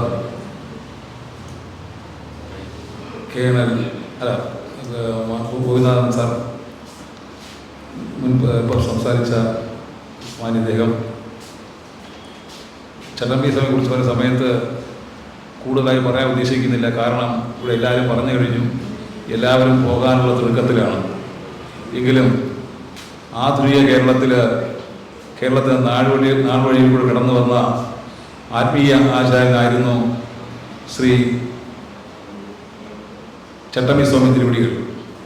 അദ്ദേഹം കുറഞ്ഞ കാലം അദ്ദേഹത്തിൻ്റെ പഠിത്തവും വിദ്യാഭ്യാസവും സൂചിപ്പിച്ചു കഴിഞ്ഞു. അദ്ദേഹം ഒരു കളരി പേര് പഠിച്ചാണ് അവിടുത്തെ ഒരു ലീഡറായിട്ട് മാറിയത്. അദ്ദേഹം അനേകം പുസ്തകങ്ങൾ എഴുതിയിട്ടുണ്ട്. ക്രിസ്തുമത ചേതനം, വേദാന്ത്യ നിരൂപണം, പ്രാചീന മലയാളം തുടങ്ങിയ ഒരുപാട്. ഞാൻ ചരിത്രം പഠിച്ചുകൊണ്ടിരിക്കുന്ന വിദ്യാർത്ഥി എന്ന് ചെറുപ്പക്കാരൻ വരെയാണ് ഇതൊക്കെ പഠിച്ച് മനസ്സിലാക്കിയത്. അങ്ങനെയുള്ള ഒരു മകൻ വ്യക്തിയായിരുന്നു ടി ചട്ടമ്പിസ്വാമികൾ. പ്രത്യേകിച്ച് കേരളത്തിലെ തിരുവനന്തപുരത്ത് നേട്ടമുണ്ടായത് ശ്രീനാരായണ ഗുരുദേവനും ചട്ടമ്പിസ്വാമികളും കുമാര ആശാനും അയ്യാറുകളൊക്കെ തന്നെ ജനിച്ച സ്ഥലമാണ് തിരുവനന്തപുരം. ആ തിരുവനന്തപുരം ചട്ടമ്പിസ്വാമികൾക്ക് ഇനിയും കുറച്ചുകൂടെ പ്രകടനത്തിലെത്താൻ സാധിക്കട്ടെ എന്ന് പ്രാർത്ഥിച്ചുകൊണ്ടും അദ്ദേഹത്തിന്റെ പാതാരബന്ധങ്ങളിലേക്ക് എന്റെ പൂജാർച്ചകൾ അർപ്പിച്ചുകൊണ്ടും നിർത്തുന്നു. നന്ദി, നമസ്കാരം. ആനത്താനം രാധാകൃഷ്ണൻ ജേഷൻ. ചട്ടമ്പിസ്വാമി തിരുവള്ളികളുടെ 172ാമത് ജന്മവാർഷികം ആചരിക്കുന്ന ഈ വേളയിൽ തുടക്കം മുതൽ അവസാനം വരെ അധ്യക്ഷ പദവി അലങ്കരിച്ച വേറെ ഒരു സാംസ്കാരിക നായകരാണെങ്കിലും ഒരു രാഷ്ട്രീയ നേതാവായാലും ഇത്രയും ക്ഷമയോടെ അധ്യക്ഷ പദവി ഇത്രയും സമയം ഇരിക്കില്ല. അദ്ദേഹത്തെ എത്ര തന്നെ അഭിനന്ദിച്ചാലും മതിയാവില്ല. മുൻ സ്പീക്കറും മുൻ മന്ത്രിയും കൂടിയായ ശ്രീ എം വിജയകുമാർ സാറിനെ ജാലകം സാംസ്കാരിക സമിതി സംസ്ഥാന കമ്മിറ്റിക്ക് വേണ്ടി ആദരപൂർവ്വം നന്ദി അറിയിക്കുന്നു. അതുപോലെ ഈ യോഗത്തിൽ സംബന്ധിച്ച നല്ലൊരു പ്രസംഗം കാഴ്ചവെച്ച നമ്മുടെ കേണൽ ആർ ഡി നായർ സാറും നേരത്തെ വന്നതാണ്, അവസാനം വരെ ഇരിക്കുന്നുണ്ട്. അദ്ദേഹത്തെയും ആദരപൂർവ്വം നന്ദി അറിയിക്കുന്നു. ഈ യോഗം ഉദ്ഘാടനം ചെയ്തു പോയ മുൻ മന്ത്രിയും MLA-യുമായ ശ്രീ കടകംപള്ളി സുരേന്ദ്രൻ അവർകളെ ആദരപൂർവ്വം നന്ദി അറിയിക്കുന്നു. ജില്ലാ panchayat standing committee chairman Shri Vilappil Radhakrishnan അവർകളെയും നന്ദി അറിയിക്കുന്നു. ശ്രീ PM വിനോകുമാർ മാധ്യമ പ്രവർത്തനാണ്, അദ്ദേഹം എത്തിയിട്ടില്ല. ജാലകം സാംസ്കാരിക സമിതിയുടെ president Shri KS Anil, Kovalam SNDP യോഗം പ്രസിഡന്റ് ശ്രീ കോവളം GN സുരേഷ് എന്നിവർക്കും നന്ദി അറിയിക്കുന്നു. അതുപോലെ എൻ്റെ പ്രിയ സുഹൃത്ത്, ഈ സമ്മേളനത്തിൻ്റെ സംഘാടകൻ, പൊതുപ്രവർത്തകൻ, മുൻ വിമുക്ത ഭടൻ ശ്രീ ശാന്തിവിള പത്മകുമാർ അവർകളെയും നന്ദി അറിയിക്കുന്നു. ദീനദയാൽ സമിതിയുടെ ചെയർമാൻ ശ്രീ ശാന്തിവിള വിനോദിനെയും ഈ സംഘടനയുടെ പേരിൽ നന്ദി അറിയിക്കുന്നു.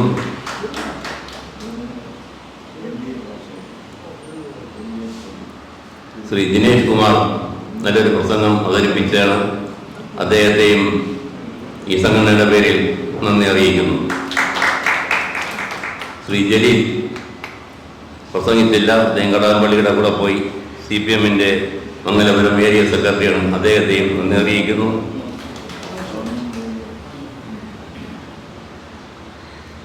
ഈ യോഗത്തിൽ ഈശ്വര പ്രാർത്ഥന ചൊല്ലിയ കുമാരി ഐശ്വര്യയെയും നന്ദി അറിയിക്കുന്നു. അതുപോലെ ഇവിടെ എത്തിച്ചേർന്ന് പുരസ്കാരം നേടിയ പട്ടാള ഉദ്യോഗസ്ഥന്മാരെ പ്രത്യേകം നന്ദി അറിയിക്കുന്നു. മാതൃഭൂമിയുടെ നിയമലേഖൻ ശ്രീ അനൂപ്, രാഷ്ട്രദീപികയുടെ ലേഖൻ ശ്രീ പാപ്പനംകുടി രാജൻ, SCBയുടെ ന്യൂസ് ബ്യൂറോ ചീഫ് രാമേട്ടൻ എന്നിവരെയും ഇവിടെ എത്തിച്ചേർന്ന് പുരസ്കാരം കൈപ്പറ്റിയവരെയും നിങ്ങളെല്ലാവരെയും, പ്രത്യേകിച്ച് മലയാളം ന്യൂസ് നെറ്റ്വർക്കിൻ്റെ പ്രവർത്തകരായ എൻ്റെ സുഹൃത്തു കൂടിയായ നവനീത്, ശരണ്യ എന്നിവർക്കും നന്ദി അറിയിച്ചുകൊണ്ട് നിർത്തുന്നു. നന്ദി, നമസ്കാരം, ജയ് ഭാരത്.